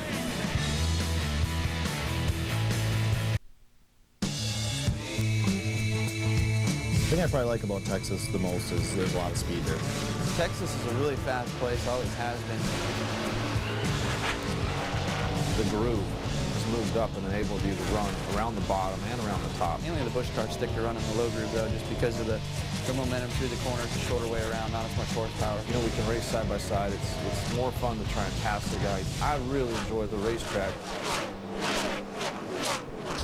Well, we're enjoying our day here at Texas Motor Speedway. You see the sun trying to pop out as we're just about ready to go back to green flag racing. Let's check in quickly with Alan Bestwick. With the 2 drivers involved in the last incident, Juan Pablo Montoya and Marcus Ambrose. I'll start with you, Marcus. You came by Juan Pablo's trailer. What did you say?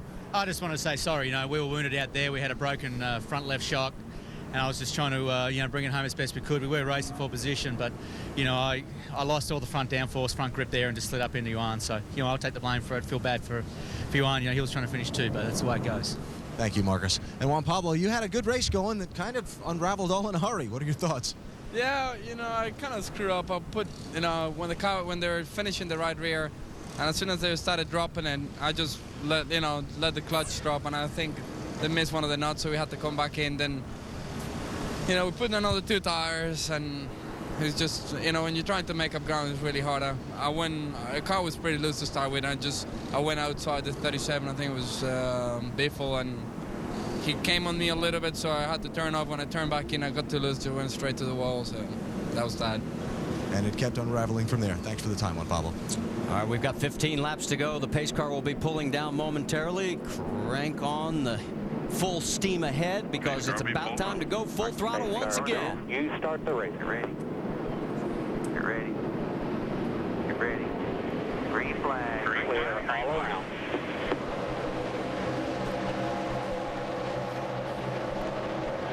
Clear all around. Clear all around.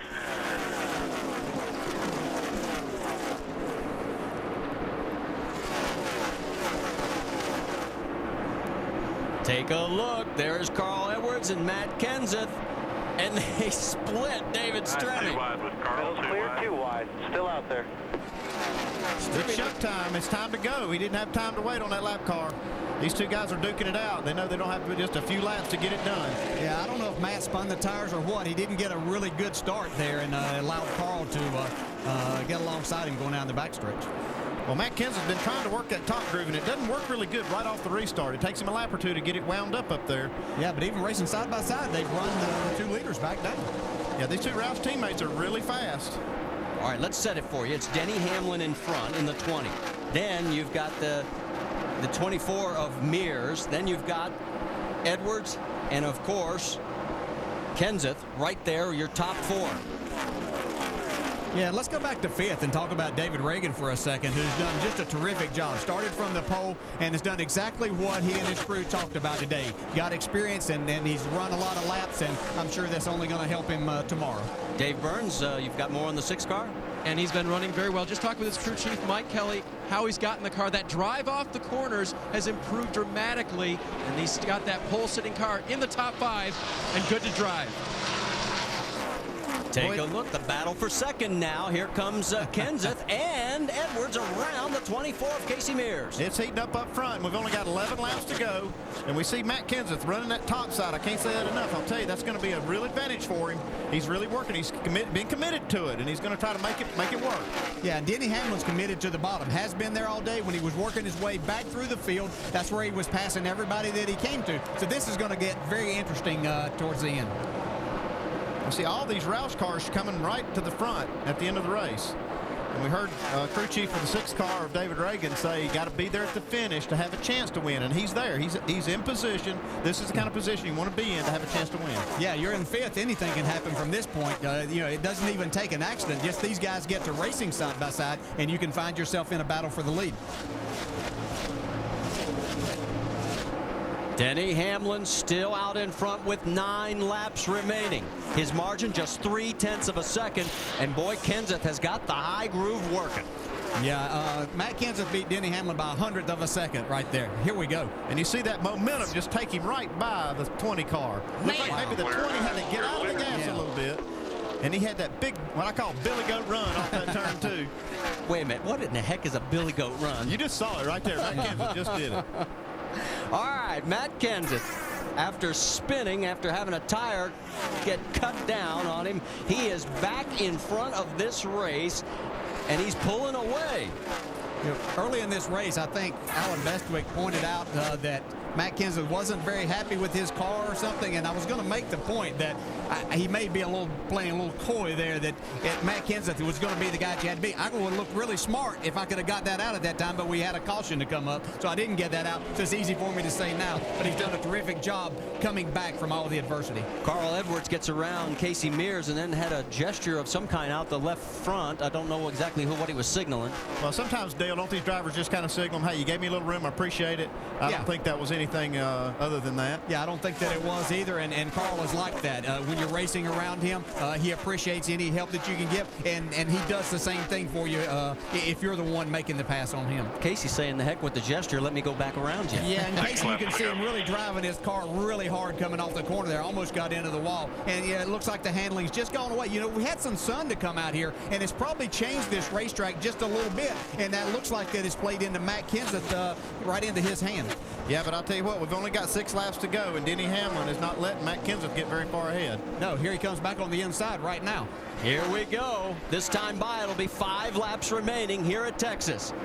Kenseth still in front. Clear low, 5 laps to go. You know you're seeing all these 2 cars have right now. Yeah, and two very talented drivers, and it's going to be interesting to see just how much room Matt might give him, because the high line has been what's been working for him, but is he going to open that up and give Denny that bottom group? Guys, we were listening in on Denny Hamlin's radio. Here's what we heard about him in the corners. Just a little loose with him on my butt. Man, they're killing us on the straightaways. We're bouldering them in the corners. So there's Denny and his team on the communications, but right now, both of them, as you can see, all you have to do is log on to ESPN.com, your search word, communications. See that 17 car wiggle just a little bit off the corner, but he didn't have to get out of the throttle. Yeah, the 20 car was right on his bumper there, so he was taking a little bit of that air. So Matt's not going to do that this time. He's going to stay up where he can get that run and utilize that power down the straightaway. Yeah, that upper groove is going to be a big advantage for him, I think, coming here. Just got 3 laps to go. It seems to work a little bit better down in 3 and 4 for him than it does in 1 and 2, though. You heard the spotter. 3 laps to go. He got a good run through the corner there, and he's put just a little bit of distance. And now we'll see if he goes back to the top side here in 3 and 4. And I think that's what, well, he's kind of in the middle, but you can see the car wiggle a little bit as he got down into the corner, but he was able to get back to the throttle. Yeah, he's kind of hedging his bet a little bit. He'd love to just get down there and block that 20 car, but he knows that that upper groove's his best groove. Kenseth has been so good at Texas. 9 top 10s in 11 races at this track. He won in the 2004 race, finished 5th here last April, and he is going to be 1 lap away from picking up another win here at Texas. You think this Busch race doesn't mean a lot to him? He's driving the wheels off of that thing right now. I mean, he's doing everything he can possibly do, using up all the racetrack to try to keep Denny Hamlin behind him. Hello, clear low, white flag here, white flag. But Spotter's not excited. I sure as heck am. Well, Bob Jeffries never got very excited, but he's always done a great job, and this is going to be interesting right here. It'll be interesting to see as we get down to turn 3 and 4 with Matt go high and give Denny that bottom groove. And does Denny Hamlin have anything left for this last lap? Down the backstretch for the final time into turn 3. Hamlin's going to go low. Can he hold it down there? Kenseth, who's loving that high line. He won at Fontana, doubled up the next day. He's going to do it again. He takes the win here at Texas after spinning early in the race. Wow, what a great job by that crew and by Matt Kenseth. That's incredible. As many good race cars as he had to pass and come back to win this race. Good job, you guys. Woo! That baby hung out there the last 15. Great job, you guys. Good recovery. Yeah, that baby was hung out there. 23rd career Busch Series win. 6th place on the all-time list. As there is your that winner. baby hung out the last 2 laps off the corner, right, Bob? Oh, that's awesome. Let's check in with Alan. And a smiling crew chief, Drew Blickensderfer. When he spun out earlier in the race, Drew, how long did it take you looking at that car to figure out, well, maybe we're not out of this? You're never out of it with Matt Kenseth. Roush Yates Power and Jack Roush and Roush Fenway behind us. You're never out of it. We just had to get our lucky dog back. We tried some air pressure things for tomorrow to help his Cup car when we thought we might not have a shot to win it. And when we got lucky there, we came out 6th after that caution, put some guys on tail in the lead lap. We knew we might have a shot to win it. We put our air pressure back, and he took off. He took off, he did, and you're taking off to victory lane. Congratulations. Thank you. And I think we're going to burn up some good years here, right at the start-finish line. The 3rd two-time winner here in the Busch Series this year, Jeff Burton, Carl Edwards, and now Matt Kenseth. And we'll talk to him if we can clear the smoke here in Texas. Welcome back to the NASCAR Busch Series at Texas, presented by Star Motorcycles. Races in the books. You can see the smoke of the 17 filtering into the crowd. 17 is your winner. The 23rd Busch win. That puts him 6th all-time. Congratulations to Matt Kenseth. Now let's go to Dave Burns, who's with the driver of the 20, finishing 2nd. That would be Denny Hamlin. And Eric, he led a lot of laps today, did not win the race, but ran a strong race. But the first thing across your radio after the checkers was an apology. What were you saying sorry for? Just giving one away, I tell you. We were fast out front, but it was on the edge, and it finally caught up to us, and it just got loose there and opened up the door for Matt. And Arrow is so much here. As soon as he got out front, I just couldn't do anything with him. I could get under him, but he would get the big runs off. So gave one away to my crew. They deserve to win, and hopefully I'm gonna get one for him here later in the season. It's now been 28 races since Denny's won in the Busch Series. He'll try to work on that the next week. to victory lane and Mike Massaro. And Matt Kenseth now climbing from the car, victorious for the second time this year. Same car he won with in California, the same result here in Texas. Before the race, you told me you weren't that confident. Why?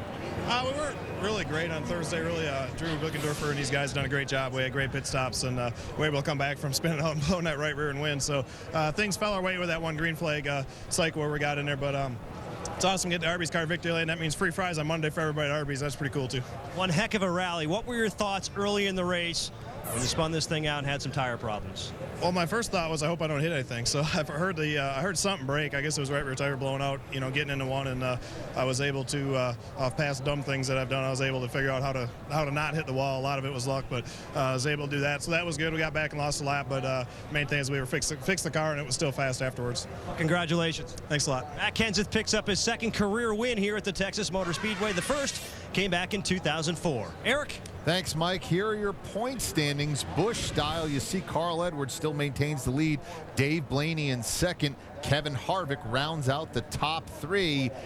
And I'll tell you, you really start to look at some of the names moving up the charts. You have to wonder, will anybody ultimately catch Carl Edwards? David Ruderman, by the way, Toyota, two of the David Ruderman, Dave Blaney, that's two of the top five are both Toyotas.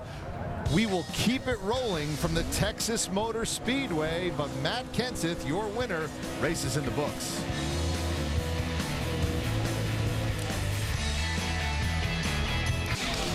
The NASCAR Busch Series at Texas is presented by Star Motorcycles. We build it, you make it your own. And in part by Aaron's. With over 1,400 stores nationwide, everyone is a lucky dog at Aaron's. And Can-Am, the ultimate ride. Well, Matt Kenseth is the winner. Third place is Carl Edwards. You know, in 8 Busch races this year, he's had 7 top 5s and 1 6th. Vince Welch, you've caught up with him.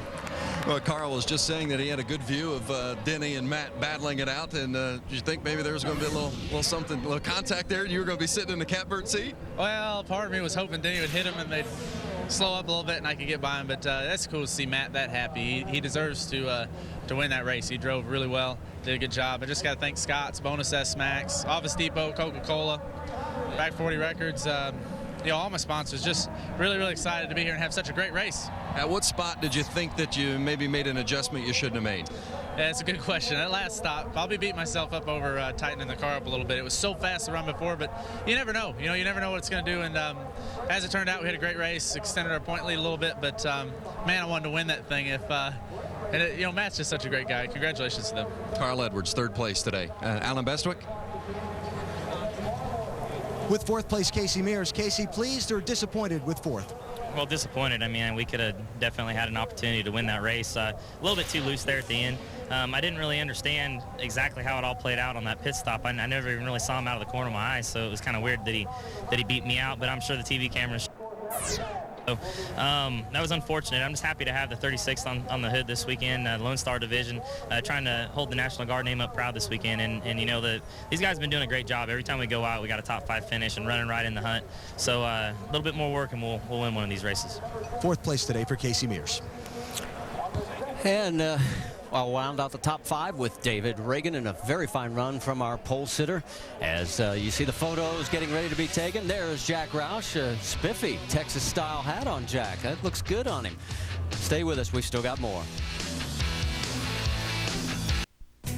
Las Vegas, the excitement capital of the world and the famous Strip. Well, the NHRA Powerade Drag Racing Series has its own strip for the SummitRacing.com Nationals. Team Force has returned from its self-imposed hiatus, but not without some self-examination and some reservations. We'll have that story, but there's also plenty of action from the Strip at Las Vegas Motor Speedway.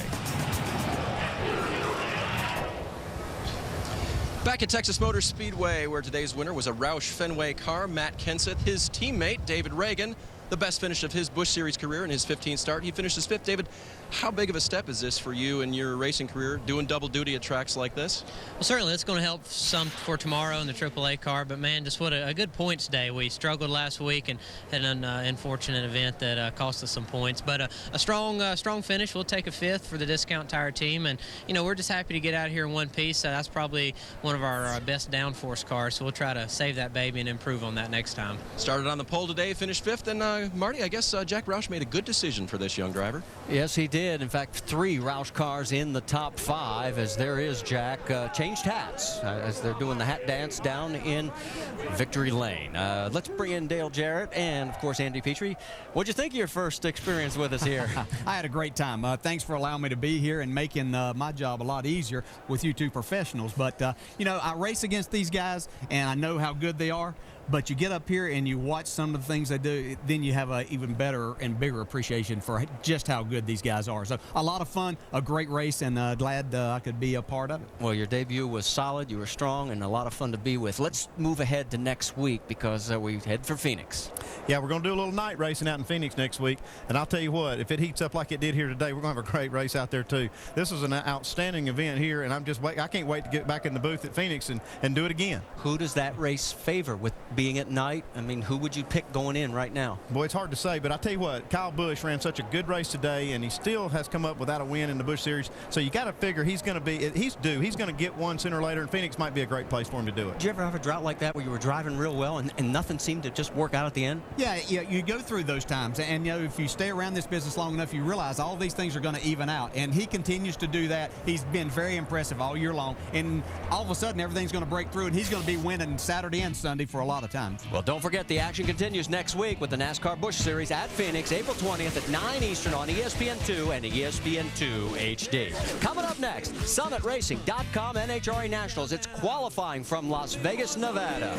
This has been a presentation of ESPN, the worldwide leader in sports. Congratulations once again to our winner, Matt Kenseth. I'm Marty Reed for our entire ESPN2 crew. Till we meet again.